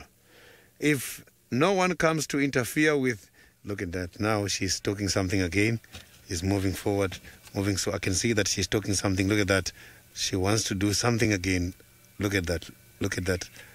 I can't see what she's looking for, but now I can see she's up to something. Still moving slowly, slowly. Look at that. Look at that. Let's see what is going to happen here. I can see that she's definitely up to something. Look at that. Let's see what she's looking for. Maybe we will be able to see. She's aiming at something here. Maybe it's something small. You can see the leopards, when they're hunting, they rely on the concealment. She's right on a concealment position. Look at that. Look at how she's moving. Look at that. Not even making any noise. Look at that. I can't see what she's targeting, but I can see she is approaching nicely. Now she's waiting. Maybe a scrub hare, and she might now launch a surprise attack. Let's just see what is going to happen. I can see how she's arranging herself. She might launch a surprise attack now. So it's difficult for me to move at the moment where I am because I don't want to ruin her hunt.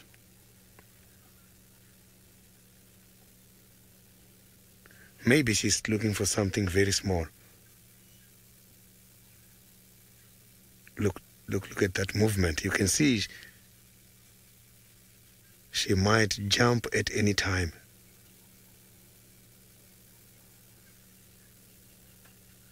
So Kalamba might pounce at any time. I can see how she's lying down there. And her focus is just on something. So she's having a binocular vision. And there's this tree which is fallen there. She can see underneath the tree. Maybe something she's looking for is right there. Look at that. Look at that. Look at that. You can see that movement. That movement. She might launch a surprise attack from what she's doing now.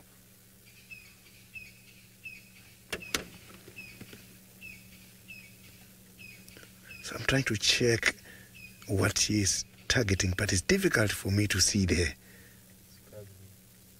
It is a scrub hare, as my camera operator can see it. But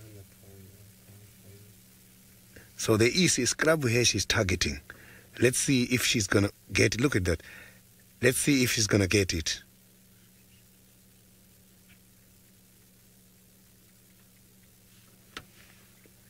So I can't see it where I am, and I can't move because scrub hares can hear very well, and I might disturb the hunt. I don't want to do that.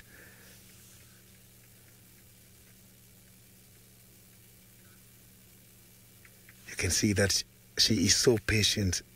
Considering the age of Kalamba, I think she's got good qualities of hunting.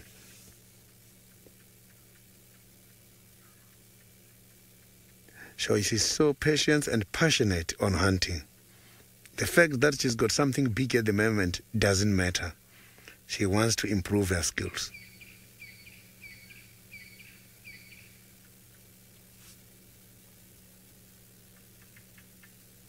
So you can see that she attempted to move further.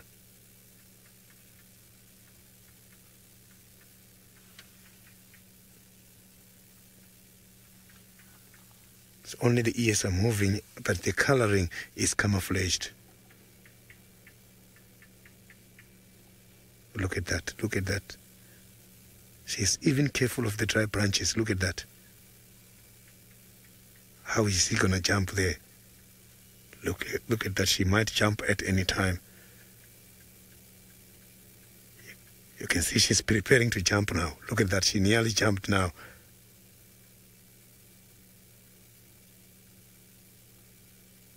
Then she's going down again. This is amazing.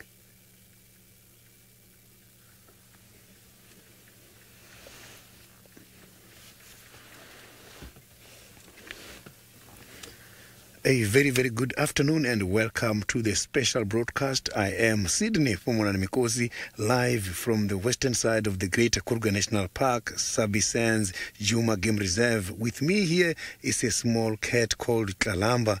Talamba is doing some hunting and already we have identified the target. She is right after the scrub hare. For your questions and comments, you can send the questions and comments on Twitter, #SafariLive.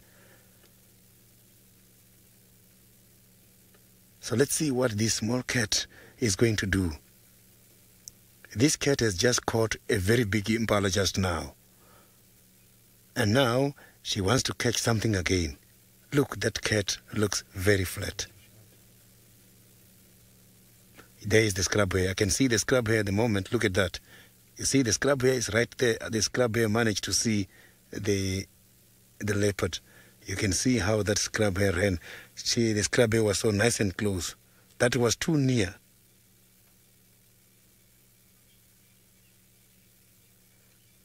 She was very patient and now the hunt is not completed.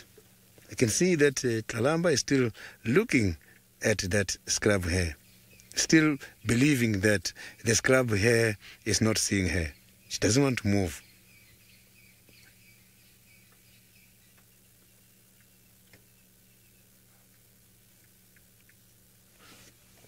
We can hear also some other big animals barking, giving some warning calls very far. Maybe there is another predator where we are.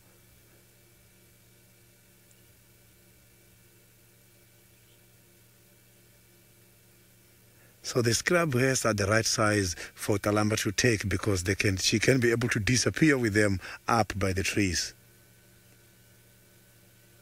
You can see that scrub hare is trying to attract attention from the cat to make sure that this is a cat or not. Because the scrub hare, I'm sure she's not aware exactly about who is trying to stalk her at the moment.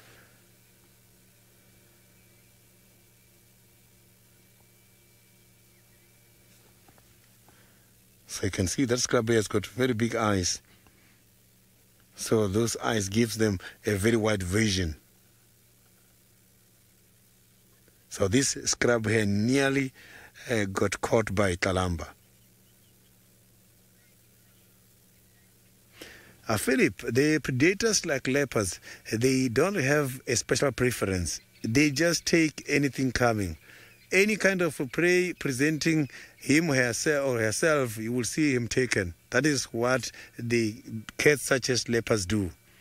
These are sit and wait predators. They are the ambush predators and they don't want to waste energy by chasing an animal. All they want is for the animal to come closer and then launch a surprise attack.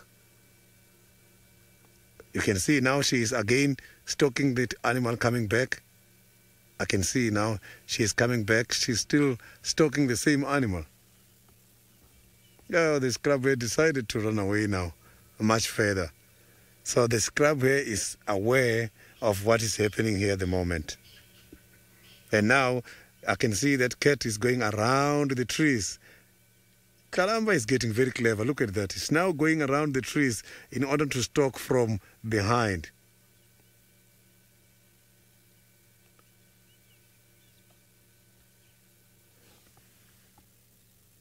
So this is getting interesting. The first attempt was this side. Now that cat is trying to go from behind the trees and going diagonally from where that cat was.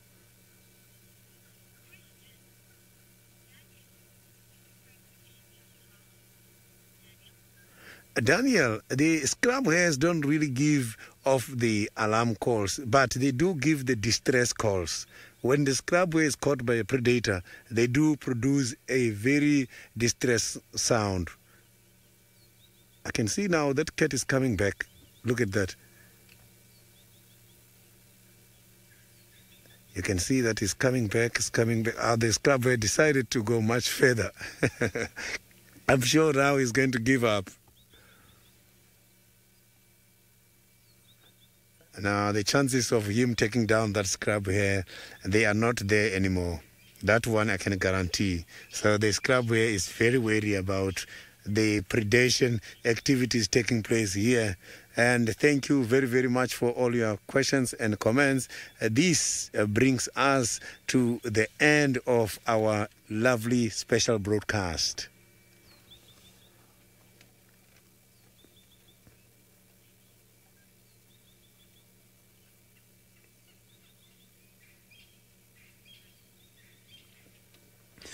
So you can see that this cat is growing, and what I like the most about Talamba is that she always wants to improve her skills. She's got a big animal already down on the ground, a lot of meat available, but she wanted to catch something. I'm sure not because she's hungry, it's an instinct. She just wants to kill because predators, they are born to kill animals.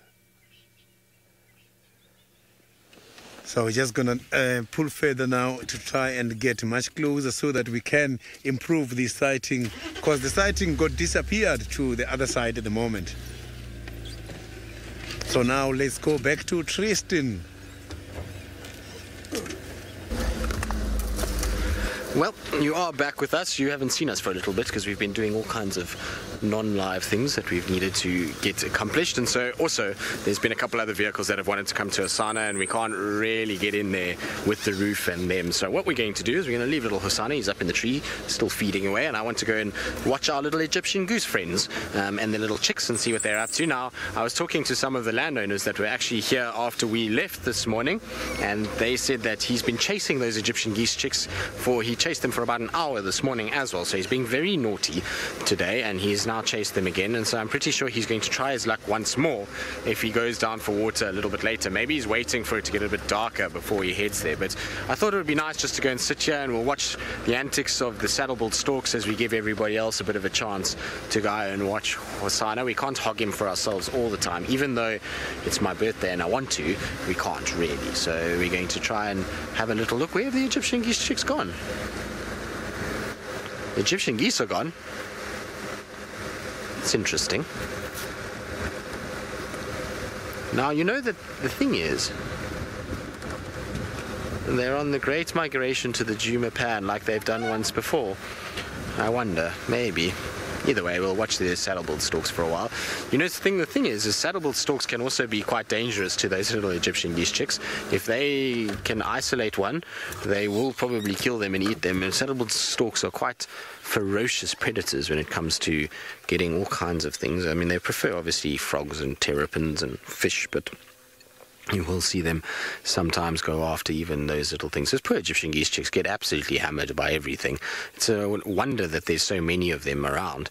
Seemingly everything eats them, but they've obviously, the parents have flown off somewhere, and the chicks now must be down on the ground somewhere, hiding in amongst this muddy kind of area. And I'm a bit sad that I didn't see where the adults went. They were around just now when we kind of were moving about, and so I wonder where they've gone. I don't see them sitting in any of the trees, which is surprising. Thought they might be up in one of the dead trees somewhere, taking it easy. Now, the good thing about birds, and obviously we've been sitting with these saddle-billed storks for a lot of the day today, and they really are a magnificent bird. And today's been a nice day because we've had a bit of overcast weather, and there's been a little bit of rain, not as much rain as what was forecast at all, which has made me a bit sad because I've got this roof on for nothing at this stage. But Brent and I are convinced we're going to get sunset rain, so that's why he's in the tent and why I've got the roof on. But this weather does bring about some nice things. It's definitely brought about a lot more calling of the cuckoos. I heard Diedrich cuckoo going crazy today at Inga's all day long, which is always a good sign.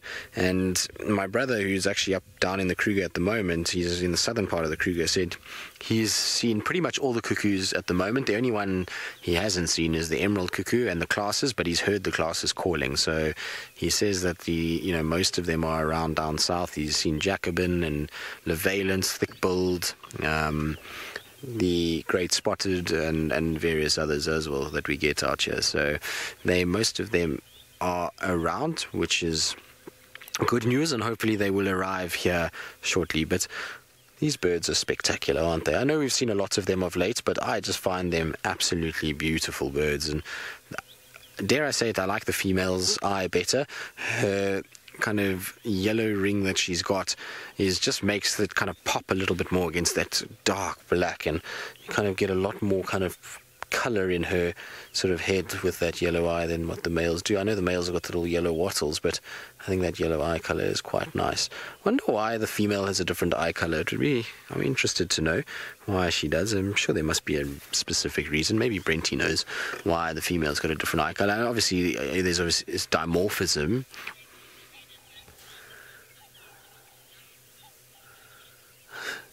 Now, Megan, if you say you take out the red and black bits and you just keep the saddle part of where they get their name, so that little sort of yellow piece on top, it just looks like an ordinary duck with a black head and a little duck beak that comes out, and it does look just like that.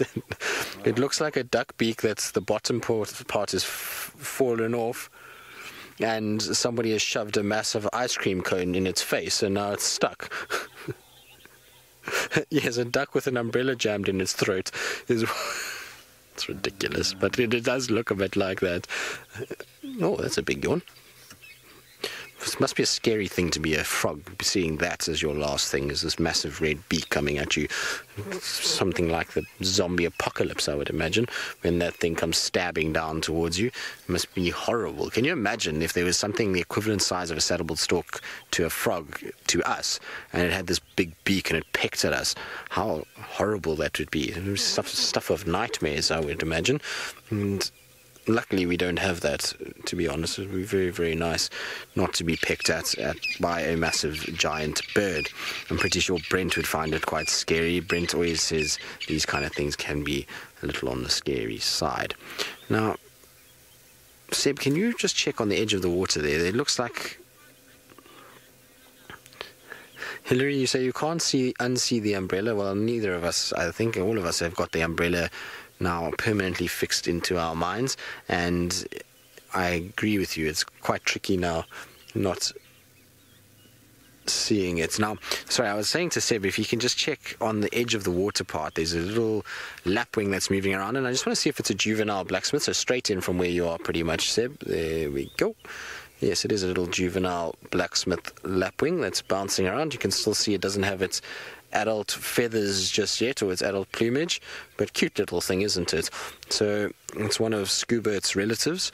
Unfortunately, poor Scoobert obviously didn't make it, but this little guy is seemingly doing okay and is fairly mobile on his own. Just going to have to be careful if things like buffalo and ellies arrive here, because otherwise it's going to be a nightmare. Now, those buffalo still also haven't made an appearance. I would have thought they would have got here by now, but they seemingly haven't for some reason. I don't know why. I would have expected to hear beefy buffaloes moving into this area and making a bit of a noise. We definitely heard them grunting just now and making some sounds to the south of us, and I would have expected them then to make their next appearance here at the dam, but maybe something has turned them and they've ended up going somewhere else. Maybe they're heading off towards Torchwood Dam. That's a popular spot, I suppose, but the Torchwood Dam is looking more dire than Buffelshoek Dam at the moment. Also doesn't have much water at all. Tough times ahead. If this is the kind of rain that we're going to get, we're going to struggle going forward. It's really not going to be easy at all. We're going to have a very, very dry period. Oh, look at those wings. Paula, yes, leucistic birds happen quite regularly. I've seen on the Sabi River, when I used to work at Lion Sands, we used to have a leucistic hoopoe. It was a bright white hoopoe, so instead of the normal orange and blacks, it was just completely white, which was quite cool. You get leucistic kingfishers, so woodland kingfisher. There's a few leucistic versions of that. Leucistic versions of some of the shrikes. What else have we seen that's leucistic? Obviously, various eagle species have some forms of leucism in the pale forms. Kirsty, the birder that she is, and I mean, Kirsty is a serious birder. You think that she's a direct. You have an orange eye, Kirsty. Was it all white or was it patchy white? We're going to ask Kirsty if she can explain this to us.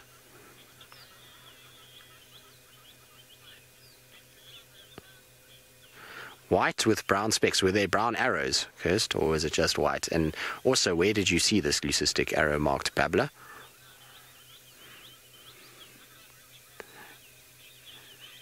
You can't remember. I feel like this is a story that you're telling me, Kirsty. Anyway, it doesn't matter. There's leucistic starlings, all kinds of birds that have been seen that have got presented leucism. So it does happen every now and then. Leucistic hornbill, actually. There's a red-billed hornbill in Timbavati that's leucistic. I'm trying to think what other birds I've seen that display leucism in some ways.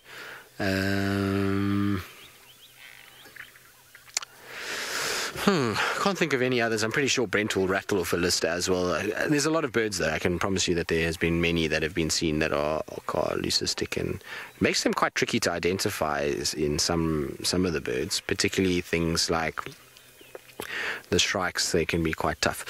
Now, of course, I said that Brent Smith would be able to inform us of leucism and be able to help us with it, and apparently he's already brought up some pictures for all of you, and I'm sure he'll delve into the topic a little bit deeper. Indeed, I have. Personally, I've seen leucistic thickneys, leucistic courses, I've seen leucistic hornbill, leucistic babbler, but now I think Kirsten is confused because she's trying to tell us she's seen a leucistic arrow-marked babbler. I think she just saw a pied babbler. Maybe I'm wrong, but the most incredible leucistic, I'm wrong, I've been told, leucistic bird I've heard about came from Uganda, and it was a couple of years ago, but it was a completely white malachite kingfisher. So there we go, that was in Uganda.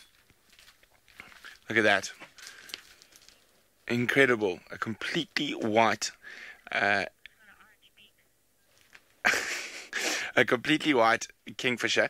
Kirsten says it's got an orange beak. Yes, Kirsten, I see that. That's by its leucism, not albinism. Now, let me just go out quickly here. There we go. Let me just do that. There we go.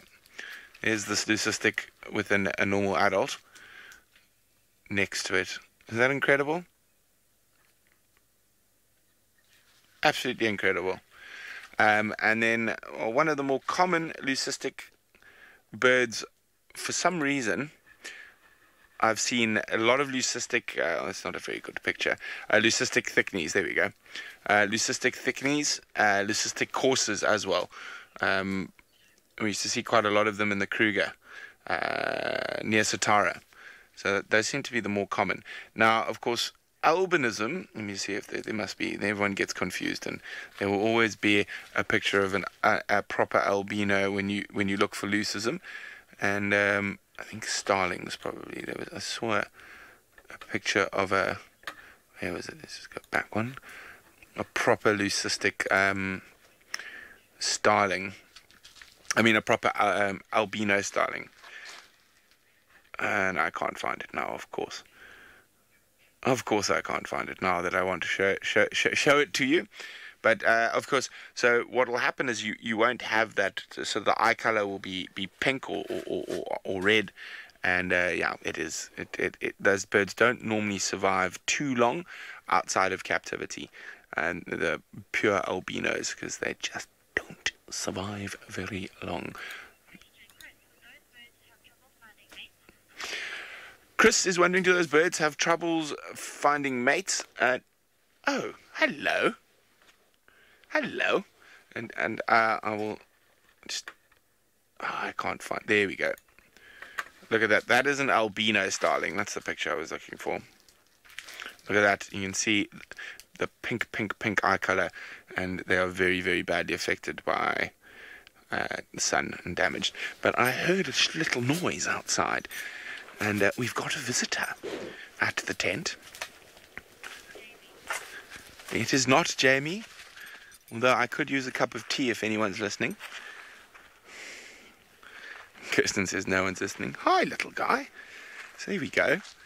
Got a young male Inyala. Hello, mister. I could just hear something feeding while we were discussing the birds. It's always nice to have a visitor. Now, a lot of you, since we're talking about wild dogs, might have heard the story about the day I had an Inyala on my lap. Now, the Inyala was about the same size as this one. I'm most grateful it was not a young male like this. Otherwise, I probably wouldn't be talking to you right now.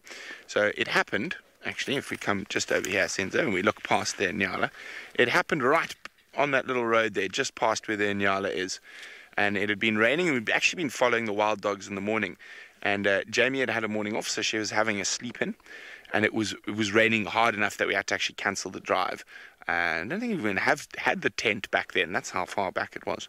And I asked Wiem to give me a lift home so I could go get some dry clothes on. And Wiem and I were chatting away. And as we turned out of, you can see our camp over here. Now, let's have a look. You can see the vehicles through there. So basically, we turned out of the back there. There's final control there as well. And we'd driven about 50 meters. And Wiem and I were in deep discussion. And I was in the passenger seat. And I was sitting talking to Wiem. And the passenger window just shattered with glass. And all of a sudden, there was an adult female Inyala on top of me.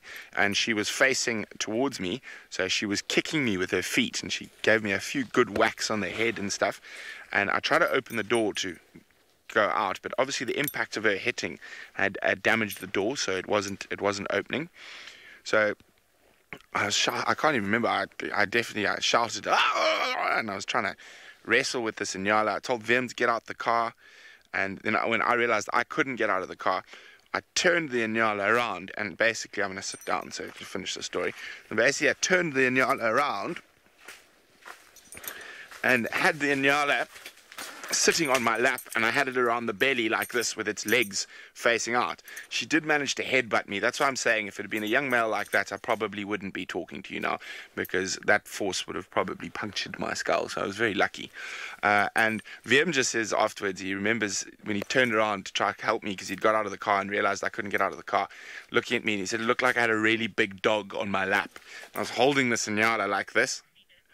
And he says it looked like I had this really big dog on my lap. So she was kicking out. Actually, I'll post a little video of the aftermath of that after drive. But I managed to turf her out of the window.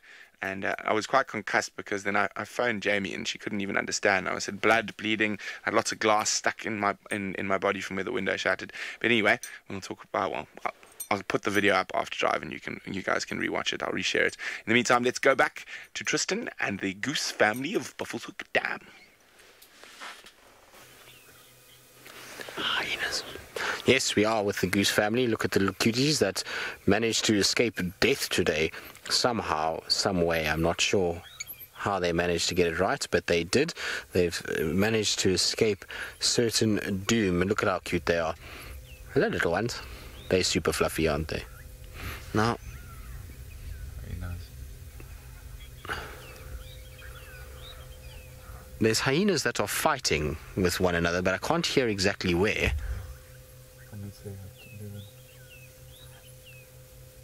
Trying to just listen quickly.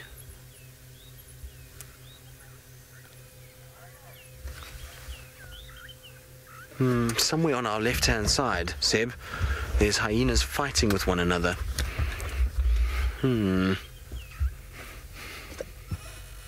Somewhere in this general direction. One must have spirit fingers when pointing out things these days.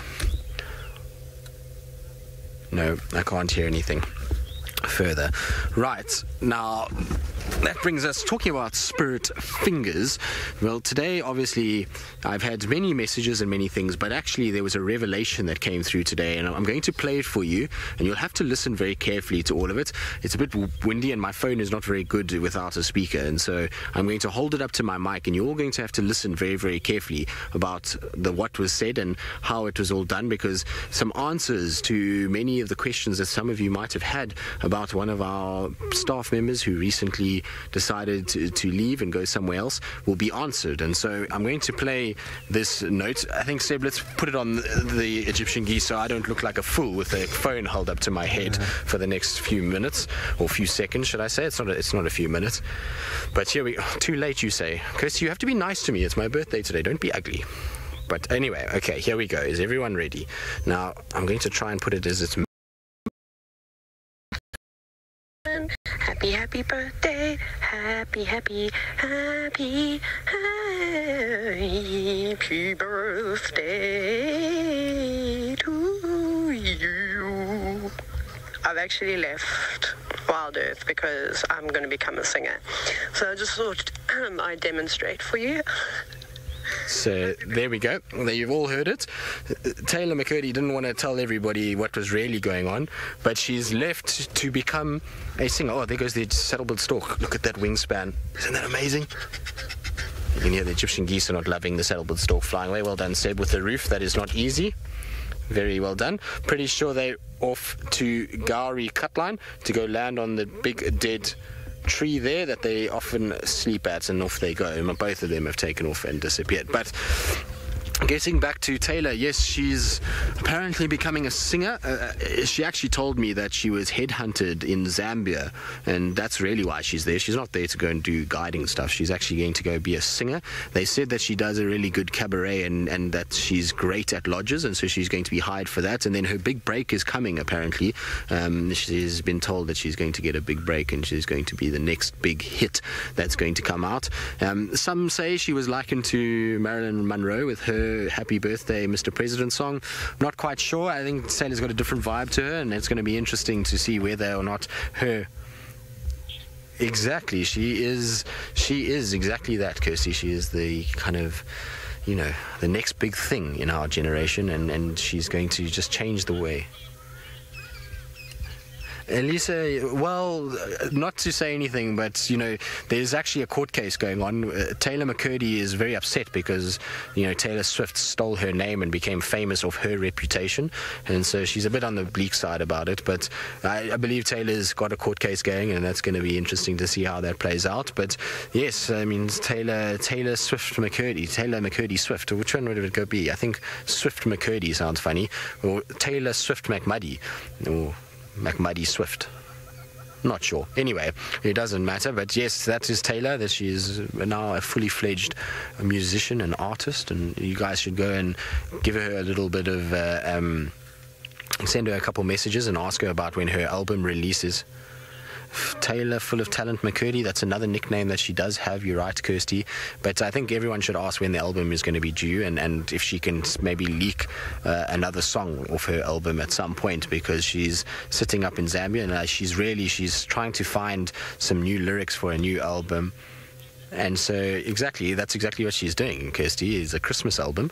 And so she does have a few Christmas songs, and I'm pretty sure she'll share them with you if you all bombard her with messages over Christmas songs. And she does a good couple of birthday songs, and then also, you know, Christmas songs are pretty much her talent. It's where she started her career. And I'm pretty sure she'll be happily obliging to sing you guys some Christmas songs over the course of the next few weeks. So bombard her and make sure that she sends them to you. Don't let her say no. She's just being coy if she says no. She really likes the attention, and so you should really just bombard her uncontrollably for Christmas carols for this year. If you want an epic Christmas carol experience, in fact, even now for a stocking gift, if you are to give Christmas presents, Taylor McCurdy's 12 hits of Christmas is something that you should all get, and she does a good job.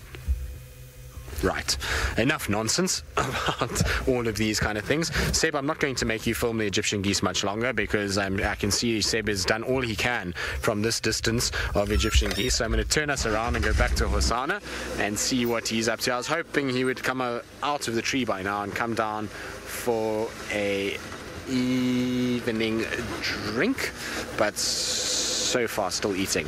Now, talking about Sydney, he's on the radio talking to some of the landowners, getting them into a sighting. So let's send you across to him and see what Kalamba is busy with.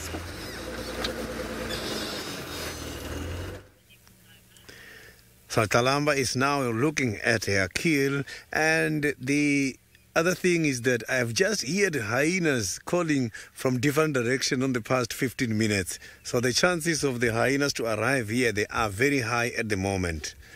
So they sounded very close.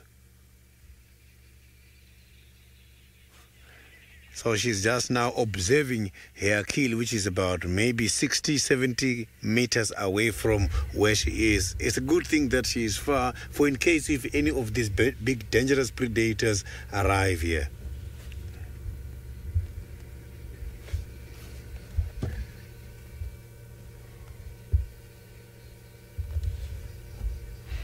So, but she is looking at the other different directions, and mostly, I don't know if she's looking at the direction where Thandi might be coming from, or she's just concentrating on the other things happening in the very same area.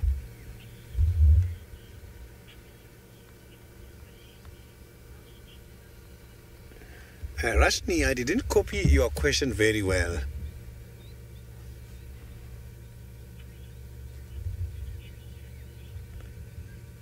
At her age, she can easily take something up into a tree of the size of the scrub hares, and also small impalas, the baby impalas. The impalas are expecting to have babies anytime soon. Those are the small prey I think she can be able to take up into a tree. But there is also quite a lot of rodents which can also be taken up into a tree. The squirrels, she can easily take the squirrel up into the trees, and even rats, she can take them up into a tree. Birds as well.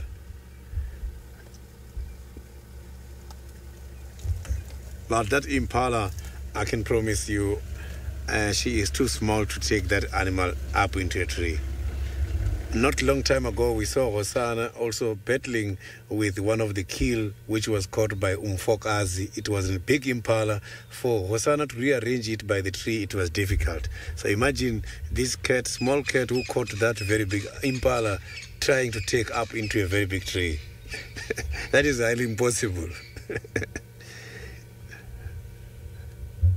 But eating from the ground is the only way. Problem on the ground, competition might be high, because those who are active now at night, they will be active now.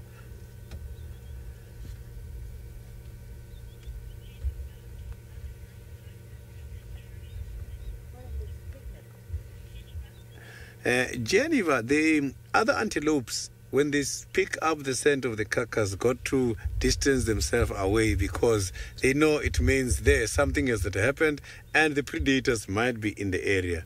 Apart from just the carcass, they can also pick up the scent of the predators in the area.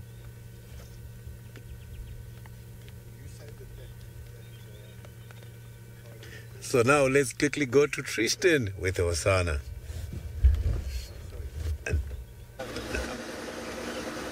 We are still with Hosana. He's just come down the tree and run a little bit.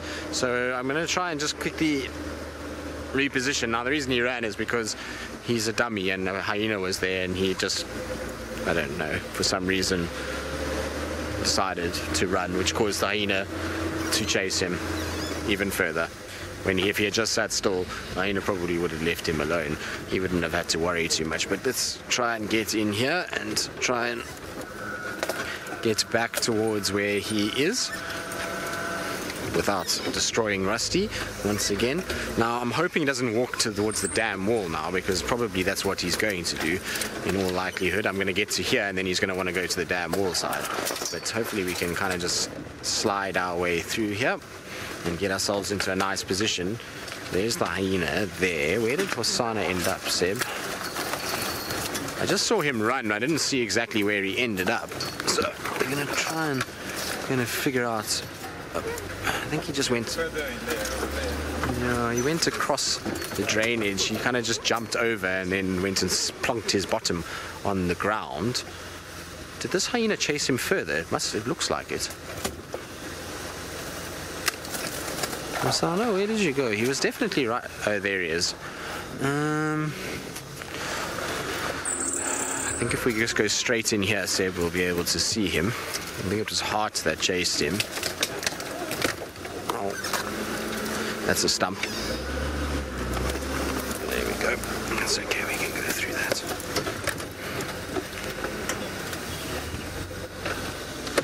Tara, what would happen if the Land Rover broke down? Well, we would unfortunately have to get out and fix it, or try and make a plan, or get somebody to come tow us, which would mean that we'd have to probably step out of the vehicle, which then would trigger Hosana to move a little bit and go and hide behind something and watch us. He wouldn't be too fazed by the fact that we're out and about. I mean, we've seen him on bushwalk so many times that it wouldn't be the biggest kind of problem for him. And then, the hyena would just run away. The hyena wouldn't care, or it would just mill about close to us so that they aren't as sort of perturbed by human presence a lot of the time, unless, of course, you go running towards them. But then that would be a silly idea. So, you know, if you're just walking out in the bush, generally hyenas will mill about and move off, and if they don't want to move off, then they'll just lie roughly in the same area. But he would probably crouch very, very low and then probably just slink off behind a bush somewhere and wait for us to be done, and then he'd come back a little bit later. What's wrong, boy? Are you upset with this hyena for chasing you from your nice patch that you were sleeping on? And he's found himself the worst possible spot for us, because it's going to be very tricky to get a clean view of him. In fact, that's probably the only view we'll really get, with that branch across his face. And I say that as the rain is starting to actually fall. I think maybe he's going to stay under this thicket for now. The rain is just starting to drip and a few little drops falling, and I wonder if maybe it's going to get a little heavier. If it gets heavier, I'm quite intrigued to see where Hosana goes. Normally when it rains a lot, they normally go find somewhere thick, and if that happens, well, we're going to probably have to leave him, because there's no way we'll get into some of the thickets that are around here. There's a few little spots we can go to, but for the most part it's pretty unfriendly in this little Tambuti drainage. You can see he's still got his eyes fixated on Heart at the moment, making sure that he just keeps an eye on her and that she doesn't move around too much. The pole again, Seb. I don't know what it is about animals and this blinking pole. Somebody needs to invent a roof without poles that works for these cars. Yes. It was a nice way, Kirsty. I can't say other words, so blinking is the word that came out. What else could I have said, Kirsty? Give me a descriptive noun for this. This poly pole. Maybe. I think it might work. But I'm tired of saying pole, though. I don't want to say anything to do with pole anymore. The amount of times we've mentioned these poles, I can't even tell you. They are a nightmare. Obviously, they need it for the job that we do, and to make sure that the cameras stay safe and the cameramen don't get wet, because a soggy cameraman is an unhappy cameraman. So, you know, you have to keep them nice and dry. Us presenters in the front, we just get hammered by the rain, but the cam-ops in the back, they live the charmed life. They've got a nice little cocoon that they spin in the back there, drop all the flaps, and life is quite pleasant back in the sort of depths of these vehicles. Sorry, say that again, Kirsty. A poofy pole. Oh, poopy pole. Poopy pole. A poopy pole. Thank you, Arbeard. I shall call it a poopy pole. White lady, you say a blasted pole? Yes, all of these things describe poles. A blasted poopy pole.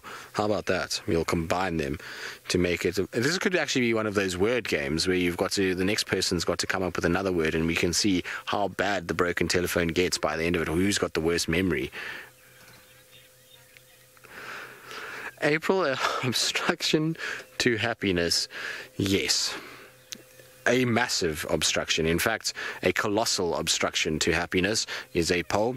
It's uncanny how the animals line up with it. 9 times out of 10 you'll be following an animal, and at some point the pole will be in the way. There's a close-up of the pole, and that is what it looks like in all its glory. It's quite a good looking pole, this particular one. It's had a recent paint job, looks fairly a polecat. Funny enough, actually, Kirsty, talking about polecats, we're going to divert off this topic completely, but Kirsty, did you see that steamy cat, or that steamy photo of Louise that she posted recently on Facebook of her doing the blue steel? I don't know if you saw it. And did you see what she wrote about herself on said post as to what I can call her these days? Because I commented saying steamy. Don't worry, I'm going to try and find it for you quickly. She said that I can call her. Oh no, I don't have any reception to actually show you all of this. Chris, you need to quickly Google that, or look on Facebook at the photo and tell me under the comments what it says. I said it was a steamy photo, making a joke out of things, and then she wrote back that I can call her Limpy Lou the Steam Cat. That's what it was. So Limpy Lou Steam Cat is now apparently what Louise wants to be known as, because she's got this super steamy photo as her profile photo on Facebook. I know, she's definitely... I actually think this is born because of the fact Brent, we showed all Brent's model photos the other day, and so I think Louise is just wanting to get involved and get into the action, and she's really based her pose... There we go. So actually I forgot a part of her name. She's quote, unquote, call me Limpy Lou, the Blue Steel Steam Cat. So that is now what Louise wants to be referred to as, and so that's what we shall refer to her as. I'm always up for, a change of name, and one must be respectful, and when somebody asks for you to refer to them as that, you need to, and so that is now what Louise wants to be referred to. The other good news is that while we've been sitting here, Geraldine Kent, who is part of our wonderful production team. She's on leave at the moment, but she too she's a backup vocalist for Taylor's new album, and she also sent a little song. So I suppose we can't play Taylor's without playing Jerry's, and the two of them are going to combine for this Christmas CD that's coming out. So we'll play hers as well. Hers is a bit of a different kind of vibe. It's a bit more funky than Taylor's, but we'll play it. Give me 2 seconds. Hold on, let me get the volume right. There we go, and go. Twisty cat, it's your birthday. Happy birthday, Twisty Pie. So there we go. That's Jerry's version of Happy Birthday. So we've got the two of them. You like the lyrics, Kirsty? I thought she did a good job. I think she was quite original. It was pretty good, but the two of them will... a bit more original than Taylor. I hear you, but I think the two of them will complement each other quite nicely. I think it's bound to be a serious CD, this.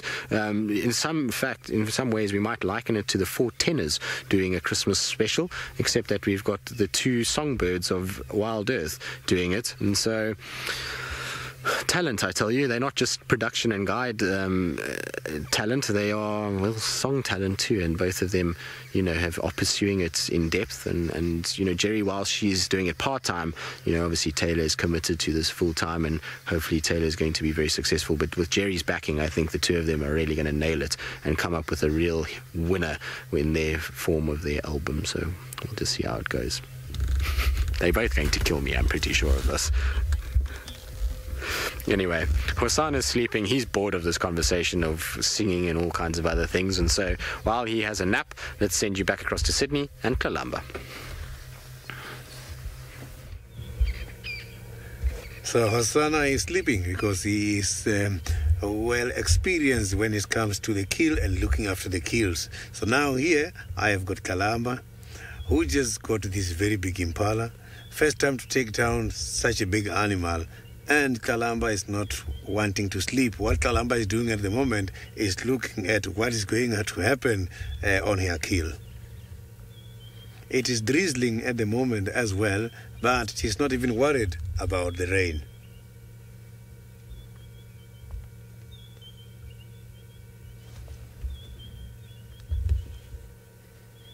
So you can see that she doesn't want to look towards the opposite direction. So the direction she's looking at, she is scanning the area and she's looking at the kill.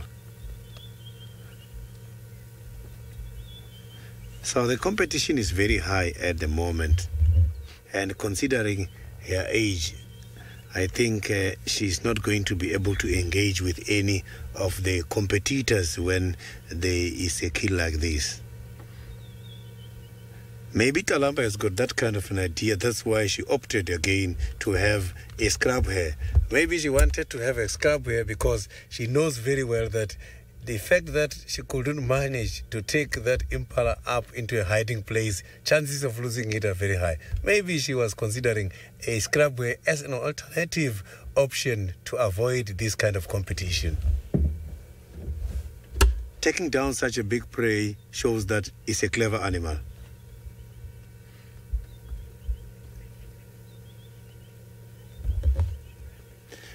Deborah, the leopards can smell the lions around. The wind, when it's blowing towards the direction, they can easily pick that up. And even the lions can also smell the leopards in the area.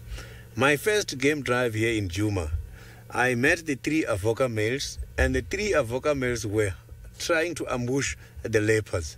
So leopards and lions because of the competition, they don't really like each other. Look at that. Now let's see what Kalamba is thinking. Now she's not talking anything, or she's seeing maybe something that I'm not seeing, but she's heading towards the direction of the kill. But first, she is now there going by those branches. Let's see what she's thinking.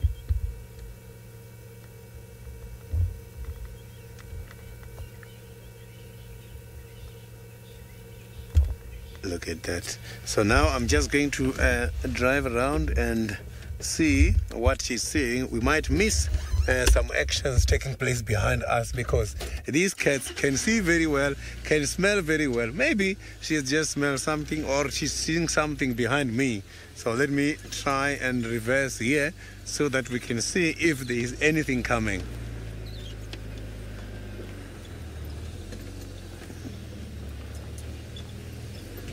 So she's still looking at the kill where she is at the moment. So I'm just going to pass where Kalamba is and go back to the kill just to see if maybe she is seeing something approaching the kill.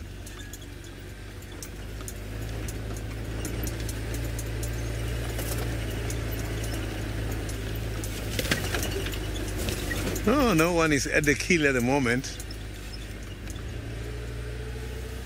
Unless she was hearing something coming from a long distance. But at the moment, no one is at the kill. You can see how big this kill is.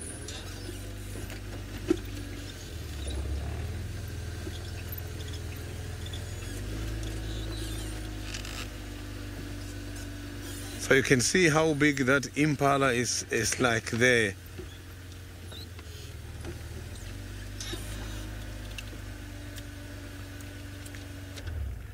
So it is here where Kalamba caught the impala. Look at that. This is quite a big impala. A pregnant impala has been taken down by such a very small cat.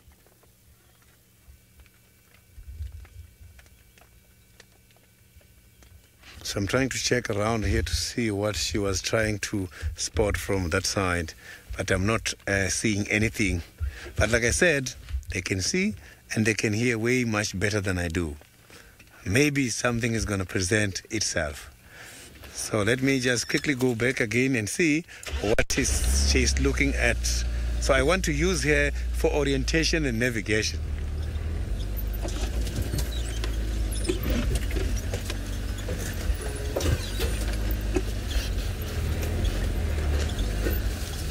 So I can't see her at the moment, but I'm sure she's there where I left her now.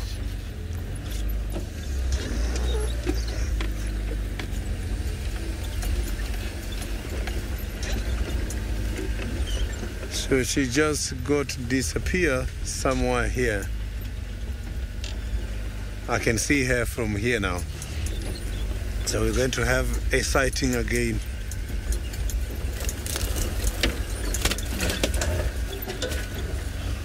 I can see she's right there.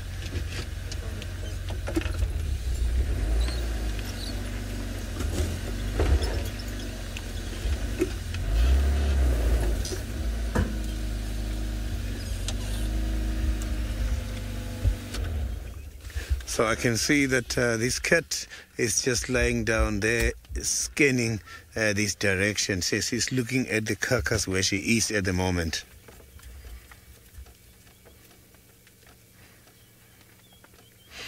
So I don't think Kalamba managed to get available water when she was feeding there because she only had a very small portion. Maybe she has been to the water hole already, or she must have to visit one of the nearest water holes.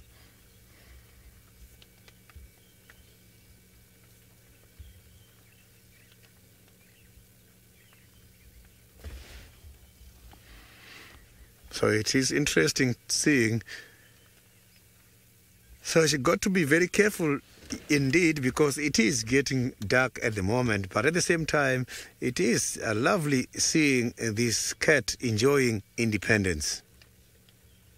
So you can see that this is going to be, she's going to be a very good hunter.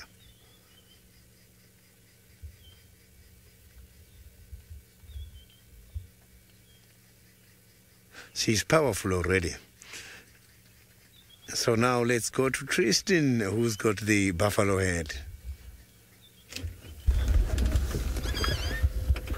We do indeed. It seems like everything is all happening at once. So the buffalo were making a very loud sound. There was a sound almost like a distress call. Then we heard lions roaring, and we can hear the wild dogs calling, all in this general vicinity around Buffelshoek Dam. So everybody is kind of hanging around here. I think the lions are just inside Buffelshoek at the moment. The buffalo don't seem too perturbed. When we first got here, we saw the buffalo were running, and we thought maybe the lions were here. But I think it's just more the noise than anything else of calling that maybe has gotten them a little bit kind of amped up. But those two don't seem too perturbed, do they? They're just kind of having the typical boy fight that these guys do have. And so we'll just sit here for a little bit. You know, with lions, sometimes they can just kind of pop out of nowhere. And yes, Kirsty, maybe they are preparing for battle. You never know. Lions could be afoot, and therefore we could get chaos. But it's all kind of happening. I'm half expecting wild dogs to come running past me as well at any moment now. I can hear them calling very close to where we were at Buffelshoek Dam. And these guys obviously are not far either. They're just on the fire break to the kind of western side of where the dam is. And there was just one buffalo that really made a very, very loud, very awkward sound, and then we heard the lions roar straight away. And sometimes you'll find when lions chase, no, there the wild dogs are. The wild dogs are just to our north.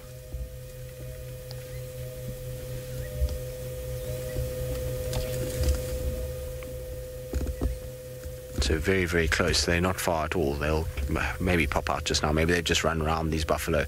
That could have also been why the buffalo were running a little bit. But you can see the buff have come out onto this firebreak area. Going to be much easier for them to see any potential threats. And there's the poopy pole again.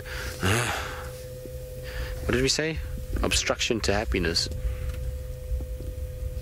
Now, you can see they're all kind of looking in the direction of the dogs. I wonder if maybe the dogs didn't cause a little bit of a stir here already and have just run around these buffalo now and are kind of just to our north. It could very well be. I mean, sometimes what I was saying though just now is that if buffalo are chased by, or lions get chased by buffalo, they'll sometimes roar back at the buffalo. It's a weird thing, but they do it. It's almost as if to kind of prove to them that they can kill them if they wanted to, and that them being chased off is just, you know, this time only. But it does happen from time to time that you'll see and lions kind of roaring afterwards. It didn't sound like a full-blooded roar. That's why I thought they might be a little closer with the buffalo rather than further away. I know that there is definitely one male lion straight north from where we are at a place called Big Dam, up near the Manileti sort of boundary side, but it didn't sound like it was from that far away. So Hosanna went bolt upright with the buffalo and wild dog, kind of lion. It all happened at a very similar time that we heard all three of them. So I don't know. Everyone looks fairly relaxed though. It doesn't look like lions are around. Buffalo are far more temperamental when lions are close by. You'll find that they'll be a lot more huffy and puffy, and they'll be a lot more closed up than what they are now. Everyone's quite spread. If lions were around, they'd be bunched together and they'd be kind of watching in one direction, and everybody would be huffing and puffing, whereas for the most part everyone's actually fairly kind of relaxed with what's going on.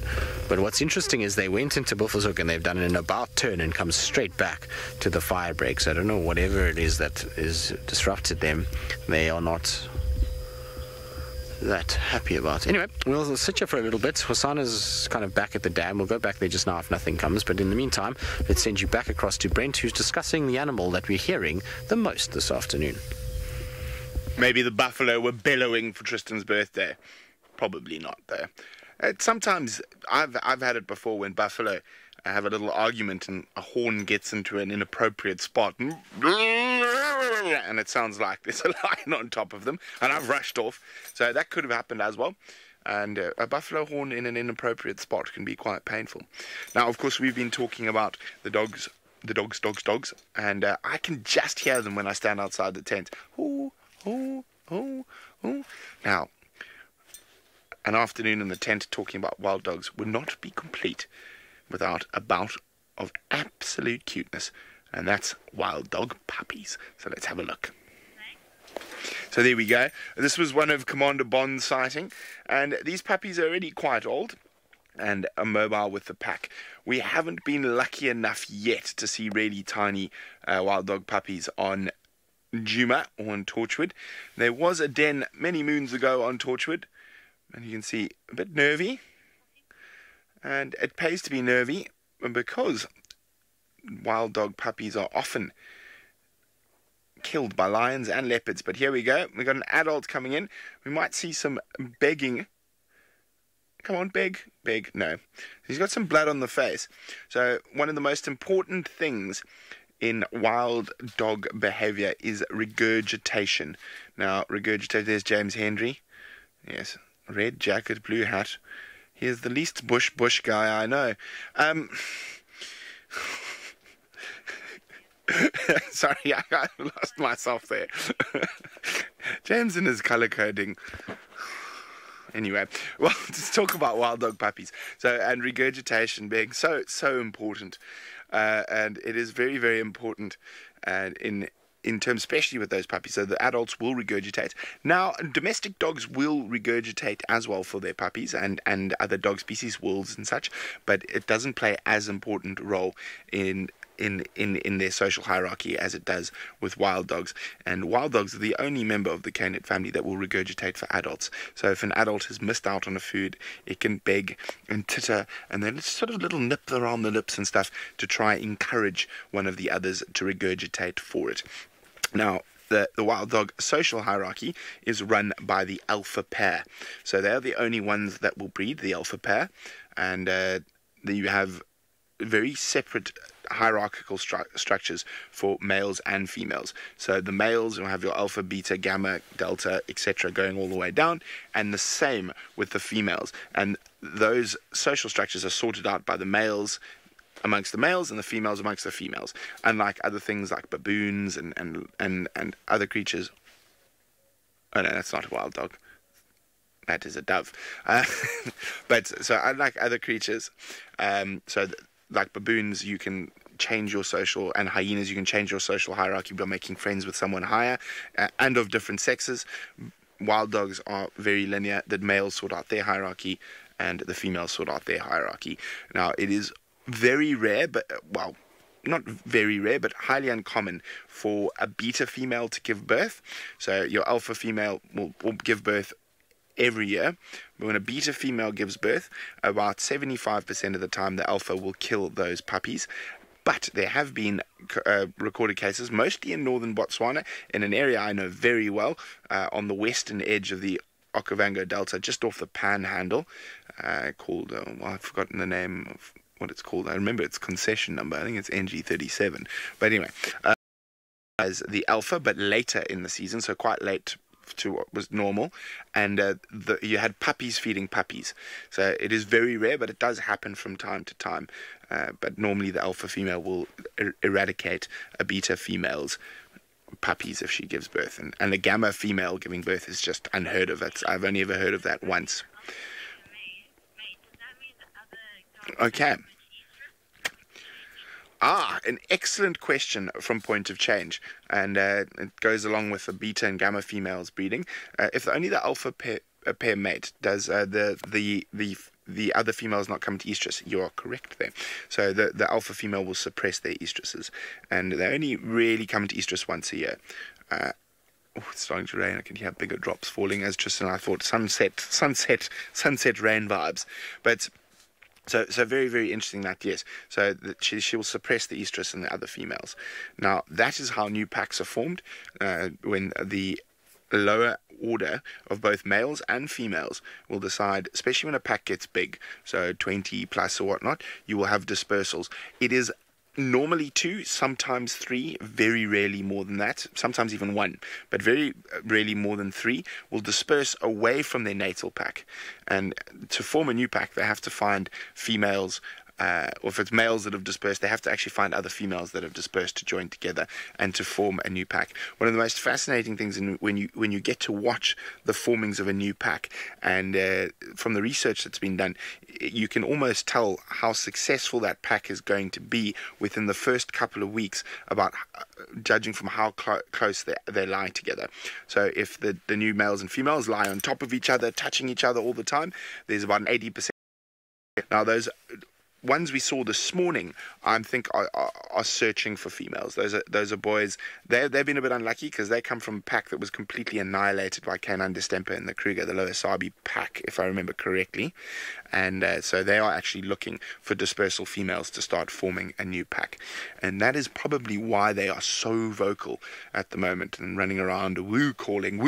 They want girlfriends desperately. Now, if we're lucky enough to see the joining of a new pack, and we can try to figure out who's going to be the alpha, which is very interesting. So there's very little physical violence in that sort of becoming the alpha, or almost none. And it's a lot of sort of and dominance displays, but no real aggression when it comes to forming a new pack. And they are absolutely amazing to watch, and I've been lucky enough to watch that a few times, and also lucky enough to see some very big packs in my day, over 40 dogs, and that is just something spectacular to see them running across the grasslands and the open plains and through the woodlands, smashing impala in their faces. Now, my record, I think, was 14 impala in a morning. 5 adults and 9 babies were killed by one pack, and believe it or not, that was actually in the Sabi Sands, the old Skakusa pack. Okay, well, I'm going to keep dry in the tent, and Sydney and Tristan are getting wet, and so is little Tlalamba.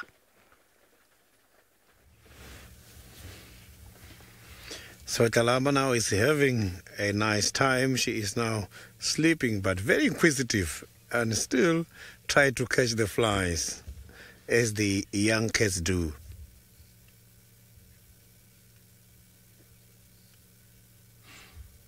So you can see that it is becoming a play catching the flies. Maybe that is where she is obtaining some of the catching skills. Maybe she's obtaining some of them there.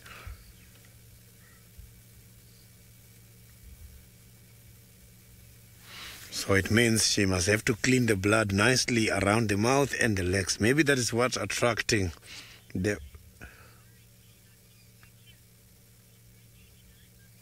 Nico, Tlalamba is not eating the kill now because she has got already a lot in the stomach. If you can check, the stomach is too big. When I got here earlier, this cat was feeding, and she only ate a small portion from that impala. She started eating from the back. The impala is still there, full. So this small cat still has got a huge responsibility of eating there. But I don't think she will be able to eat everything. Maybe tomorrow morning we might find that carcass not there, taken by the other big predators, big carnivores.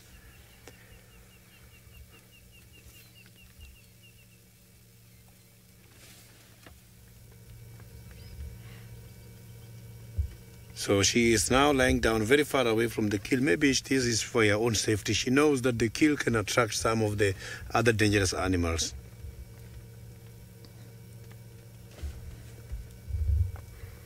So let's hope Tandy comes back. That is where I can say the kill will be safe.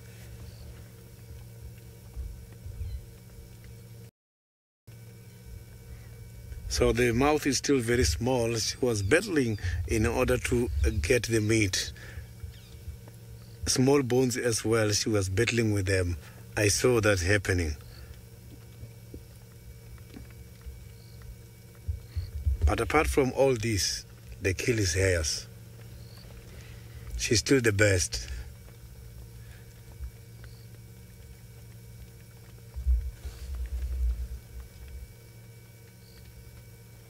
So you can see how she's breathing, that she is now really sleeping. So look at that stomach. It looks very big.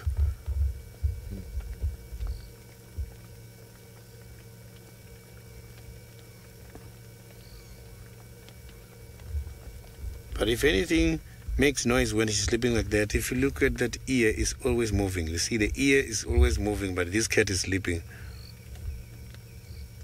So the irritability on the, look at that. She was sleeping flat now, but now she is up. So this is how the cats does things. When they're sleeping, they are not completely sleeping. They are still listening to what is happening.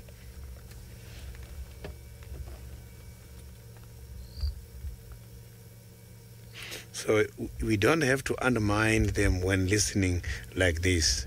they can hear very well. These cats, leopards, can hear 5 times than we do, and that is quite a long distance. Or they can see 7 times than we do, so their night vision is perfect.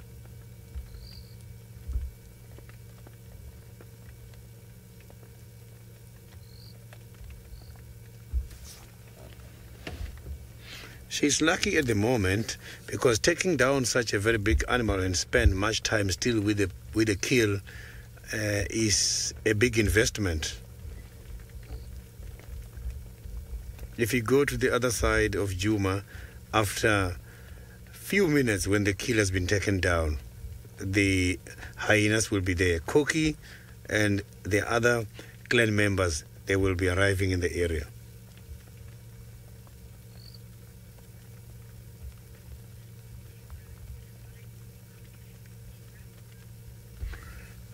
Deborah, if the lions comes here, unfortunately, she's going to lose everything. But I don't think they will chase Kalamba. But this Kalamba is very shy.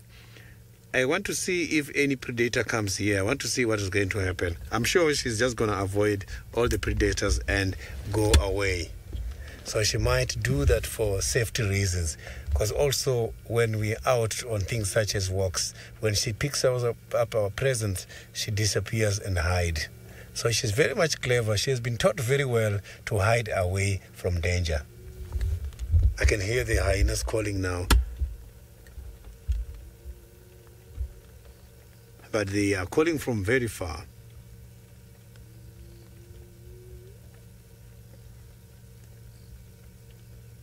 So let's hope they don't come here. So you can hear that when the hyenas starting to call, it means they are now going out in search of the kills. The wind is very much stable. Let's hope the wind don't inform them about Kalamba.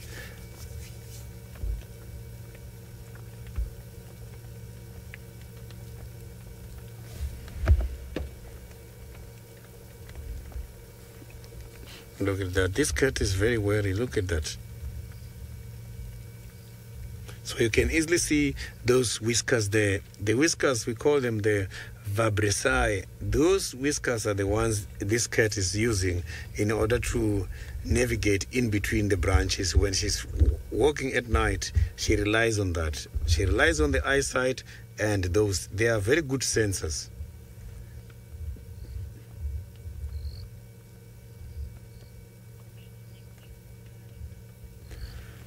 So now let's go back to Tristan, who is driving around. I will be here still waiting to see what is going to happen.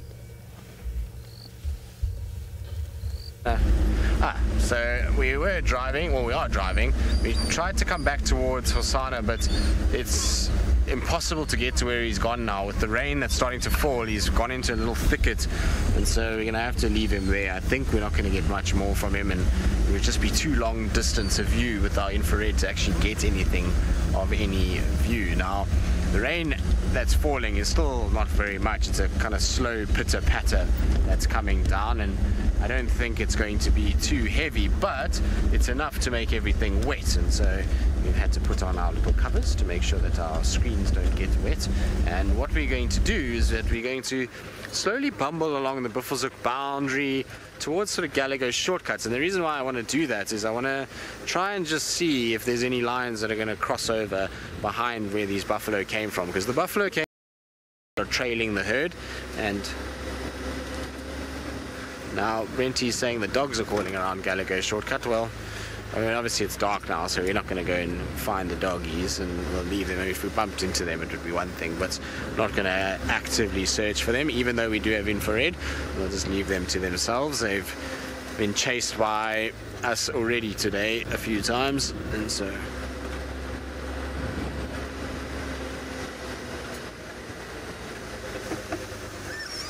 curious one. Will the rain dampen down the smell of carcasses in the area? A little bit. It'll make it much harder to pick up scent over a long period, especially if the wind calms down. And then on top of that, you've obviously got, you know, the moisture factor that will just stop a strong smell from getting into the air. But things like hyenas, like that one that's just run past us, are very, very good at being able to pick up smells, and they'll head towards kills. Even if it is raining, they'll pick it up and find. I mean, like things like hyenas with such an incredible sense of smell would be able to find it. But like I say, the rain won't dampen it enough for it not to be found, put it that way. It still will be smelt, and it's just more wind than anything else. So if you've got less of a wind, then it's harder for predators to pick up a carcass smell. If there's a strong wind blowing and they downwind from it, then they pick it up relatively easily. Now, are we going to get ourselves a wildcat? So the last wildcat that I saw on this road was on right where we are pretty much now, moving about, and then I saw another one on Hyena Road about 2 weeks ago in weather exactly like this. And so I wonder if we're going to get lucky with a little wildcat. What's quite interesting is, as we're driving along now, there's this smell of burnt earth from the fire break where it's been burnt, and this kind of rain is activating that sort of burnt grass smell, which is quite interesting. It's a funny, I don't know if I like that smell. I can never decide. I mean, I've smelt it so many times and I'm not sure if I ever do it. Often gets like caught in your throat, the smell of burnt grass, and can be quite difficult to breathe if you've ever been in a sort of bushfire, and so it kind of gives me bad memories in that regard. But it's also nice to smell rain and the smell of that burnt earth getting some rain and hopefully growing some nice green grass once again, which will be very, very nice for all of the beefy buffaloes and zebras and the likes that graze around here. They'll all be quite happy with some greener growth. One person that's not going to be happy with greener growth is Brent Leo Smith. Becky, yes, unfortunately they do. Wildcats breeding with domestic cats is a major, major problem, and in fact has pretty much reduced the gene pool of wildcats to become defined as not really a wildcat anymore. They are fast approaching a point where they're going to be considered a domestic cat, really. There's so little difference between them and domestic cats these days because of the encroachment of people on wild areas. There's a lot of domestic cats that are mating with wildcats, and that's causing a few issues. Sorry, buffalo, we're going to come through and see if there's any lions that are following you guys around. So far no sign, but you never ever know with lions. They can pop up anywhere at any time, and if you've got buffalo around, it's always a good thing to check where they've walked previously, because sometimes you'll find the lions with their noses to the ground trailing a herd of buffalo and trying to find them and catch up with them.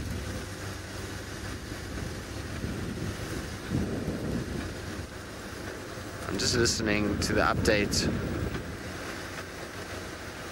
of the male that was found up near Big Dam, but it sounds like it's going towards the east and not south, so it's not coming our way at this stage, which is okay. That's not to worry.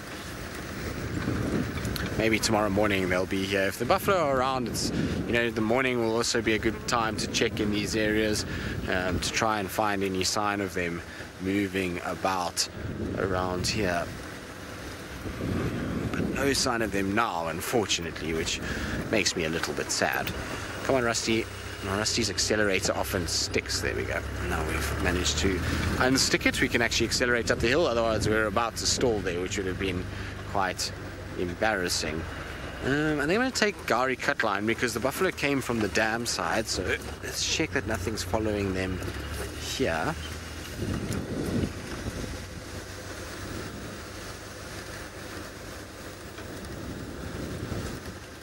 Right, now one man who loves to kind of spend time out of the rain and is completely phobic of water droplets on his skin is Brenty, and well, he's sanctity in the tent this afternoon, and I wonder what he's got up his sleeves next.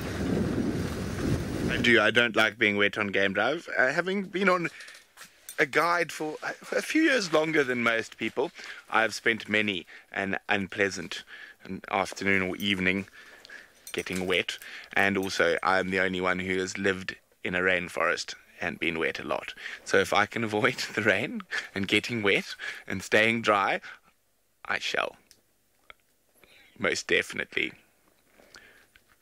Oh, quickly back to Tristan. Well, yes, as you can see, we've got a Verreaux's eagle owl that is sitting next to the road.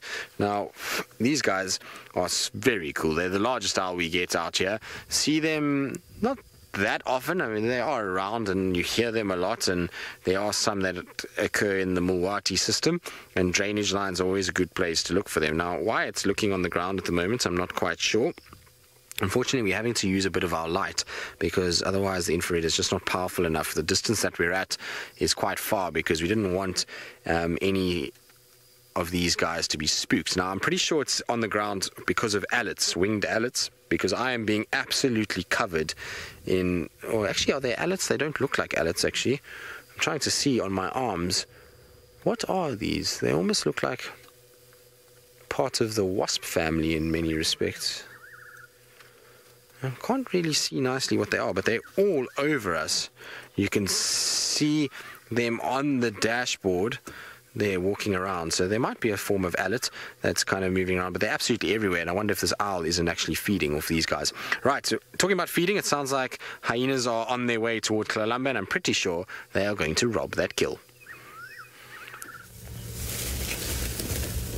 Oh, the hyena is taking away the kill that has been taken by Talamba. Look at that. You can see now the hyena is pulling everything away, as I indicated earlier. So Talamba was here just now as well. I'm going to have to reverse now and follow the action so that we can see where that hyena is going to take that whole carcass to. Maybe I will be able to see from here. So that hyena has just disappeared here.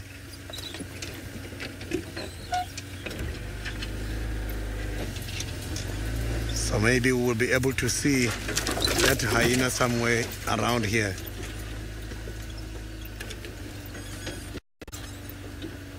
So that hyena disappeared somewhere here. So I just want to first check with my spotlight. I can see that hyena is somewhere in this gap here.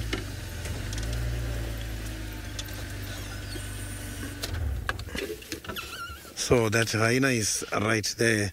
You can see it's just feeding at the moment. So I'm just going to pull forward again because it's not clear, and just to also take the pull off. It's quite very difficult from where we are to see him. He's moving away all the time. So let me just keep following.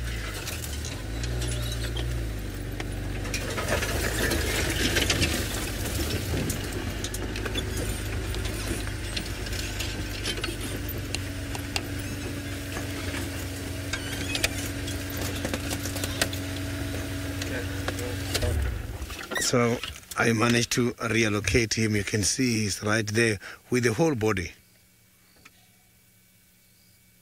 So you can see he's feeding at the moment.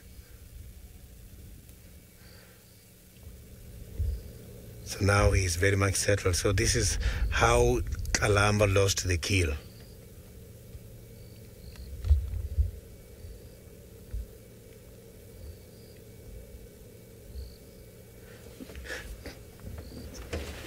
So Talamba tried to move towards the hyena and then decided to run away from the opposite side. Because when this hyena came there, she was not too sure what was happening. She wanted to go and check who is there trying to take away the kill. When she got there, she found that is the hyena and then decided to run away.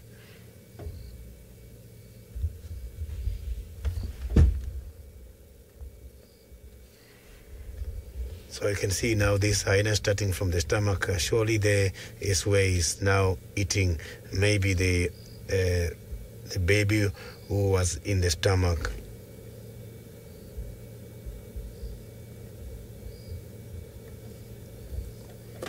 Maybe there is more hyenas coming or another animal coming, because the hyena also is trying to check.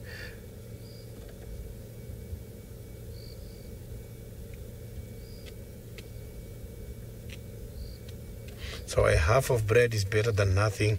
So Kalamba took down an impala and ate a little bit, but the stomach is full. She's still very young, so I think she got enough.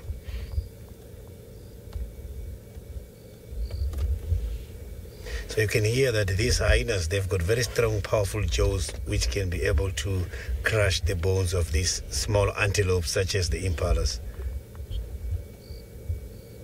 So maybe this hyena is looking at Kalamba, watching him somewhere.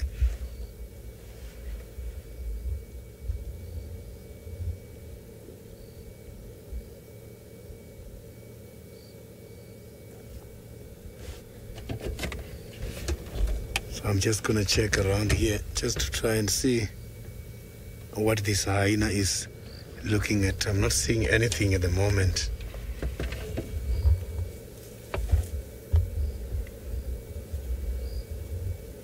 So maybe he's going to drag the carcass onto the open space. You can see the experienced animals, they can be very much fast to open the stomach. But now let's go to one of my colleagues. Yes, it's Brent in the tent. Okay, now Tristan was talking about those wasp-like bugs that were all over him, and I've actually managed to, well, we've got them in the tent with us as well. So I've got one under the microscope, and there we go. You can see it there now, and it is actually an alate, and Tristan was spot on with that. It's not a wasp at all, it is an alate, and judging by the shape of the body, now you can't really see it, let me just move it a slight bit, it's hiding under the wings. Maybe if I'm going to do that, I'm not going to do that while it's under the microscope, but you can see how big the abdomen is. It's a really fat, big abdomen. You can see it under the wings, very much extended. It actually extends outside of the abdomen, and it is one of the Polyrhynchus ant alates. So Polyrhynchus ants, we get a lot of different species of Polyrhynchus ants here in Djuma, and there's big black ants that scurry along the ground, or this could be one of the small ones, but this is it looks to me to be a Polyrhynchus ant alate. Isn't that cool? Yeah. Now, back to the dogs, of course, and I've actually completely forgotten what I was going to talk about. Actually, we just heard them now. They're very close to us, behind towards Gallagher shortcut. I know Tristan's heading to that area, so he might bump into them. Could hear them calling again. We have a question. Sharon has asked a very interesting question, and it is, since they are endangered, do we interfere? Now, this is one of those difficult ones, and the general answer, unless it's got a snare, it's been hit by a car, or rabies or distemper, we don't. So if it has been injured by a lion, if it has been injured by another wild dog during a territorial fight with another pack, we don't. Now, a lot of people got quite upset because we had that injured wild dog. Was it this year or last year? I can't even remember. Could have been last year. This year. Not sure. I wasn't here. I was in Kenya at Buffelshoek Dam that the hyenas were harassing. And December 2017, there we go, last year. And we didn't interfere. Now, they did tests on that. It didn't have rabies or distemper. It was probably an injury from one of the other animals. Now, the problem with such a social animal like a wild dog, what do? We can't just keep it in a cage by itself before we have to let it go. And it was a very sad thing to do. Now, there could have been other reasons. It could have been genetically not so great that it got caught by lions, or wasn't so smart. So there's a reason we don't interfere, because if it has been also not so smart, or it had some genetic problems, you don't want those genetics being passed on again, or staying in the system. So by it dying, it removes a possible weakness from the meta population. That is why we don't interfere. We will interfere when it is human based or disease outbreak based, because humans have shot and decimated so many of the wild dogs throughout Africa. There we will interfere, but in a situation like that, we generally won't interfere. And a lot of the times it can be quite heartbreaking, like it was with the Nkrumah pride and white muscle disease, the Mungen boys and mange. And the longer you keep watching SafariLive, the more of that type of stuff you will see. And unfortunately, that is as part of nature as it is finding fluffy, new, beautiful little leopard cubs. Okay, well, in the meantime, let's go back to Sydney to see what's happening with that hyena. So the hyena is now busy feeding on that impala, and not much is left now. This hyena is so fast. And I could see that when I arrived, the hyena ran away holding the baby on his mouth. So now he's eating the body from the impala.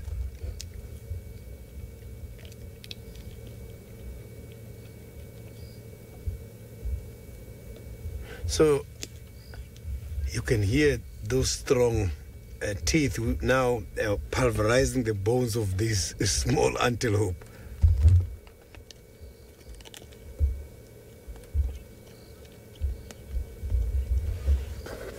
So the hyenas, they eat everything. So you can hear that he is not being selective. They are just eating anything and everything by this animal.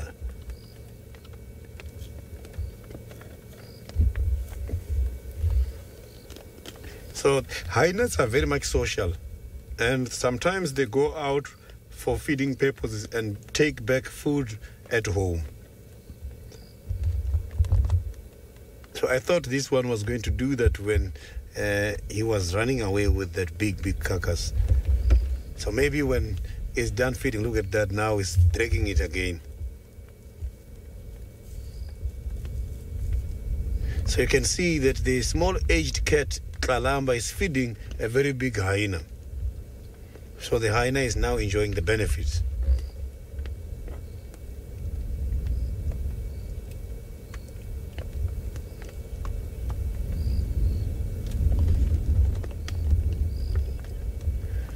Teresa, the hyenas, they do chew this meat, and they also swallow some of the meat. So the digestive system of this animal is so very strong to be able to also deal with the bones. Tomorrow, what we are going to see after this fresh kill is going to be the duck dropping.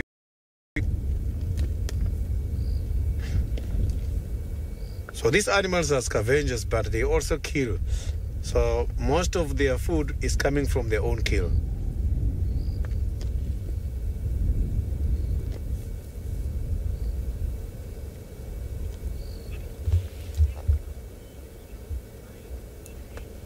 Minamu, the hyenas are stronger than lions. So hyenas can be very much aggressive, especially when they're too hungry. If they don't eat tomorrow, after that you'll see they are going to start building a level of aggression. And when the lions has got something to eat, when they are too hungry, they are going to approach the lions.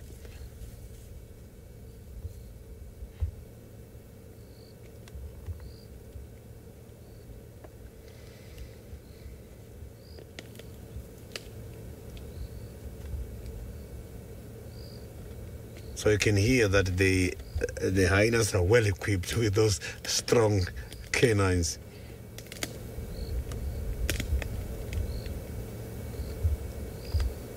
So it's like elephants breaking branches when he is chewing. So it just sounds like elephant breaking branches. So you can hear that sound when he's crushing all these bones.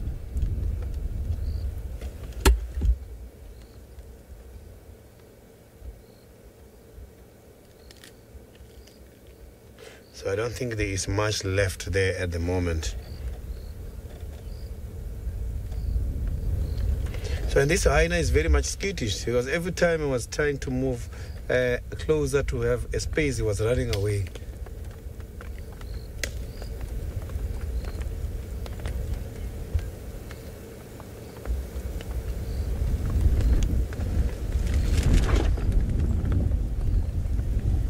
So Ruben, this hyena, indeed, this is very hungry. You can see that it's just feeding non-stop and not even thinking about the others at all.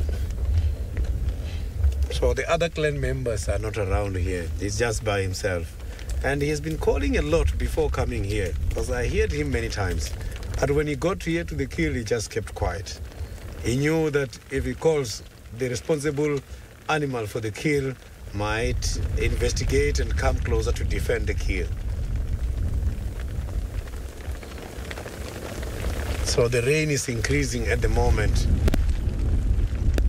And the wind is blowing a lot here where I am. You can see the movement of the trees there.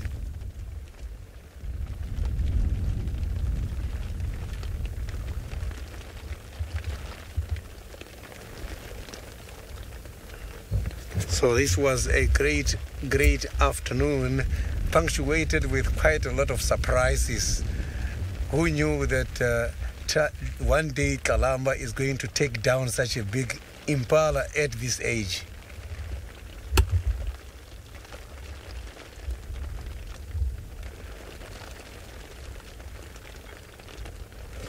So you can see that these hyenas don't want any disturbances.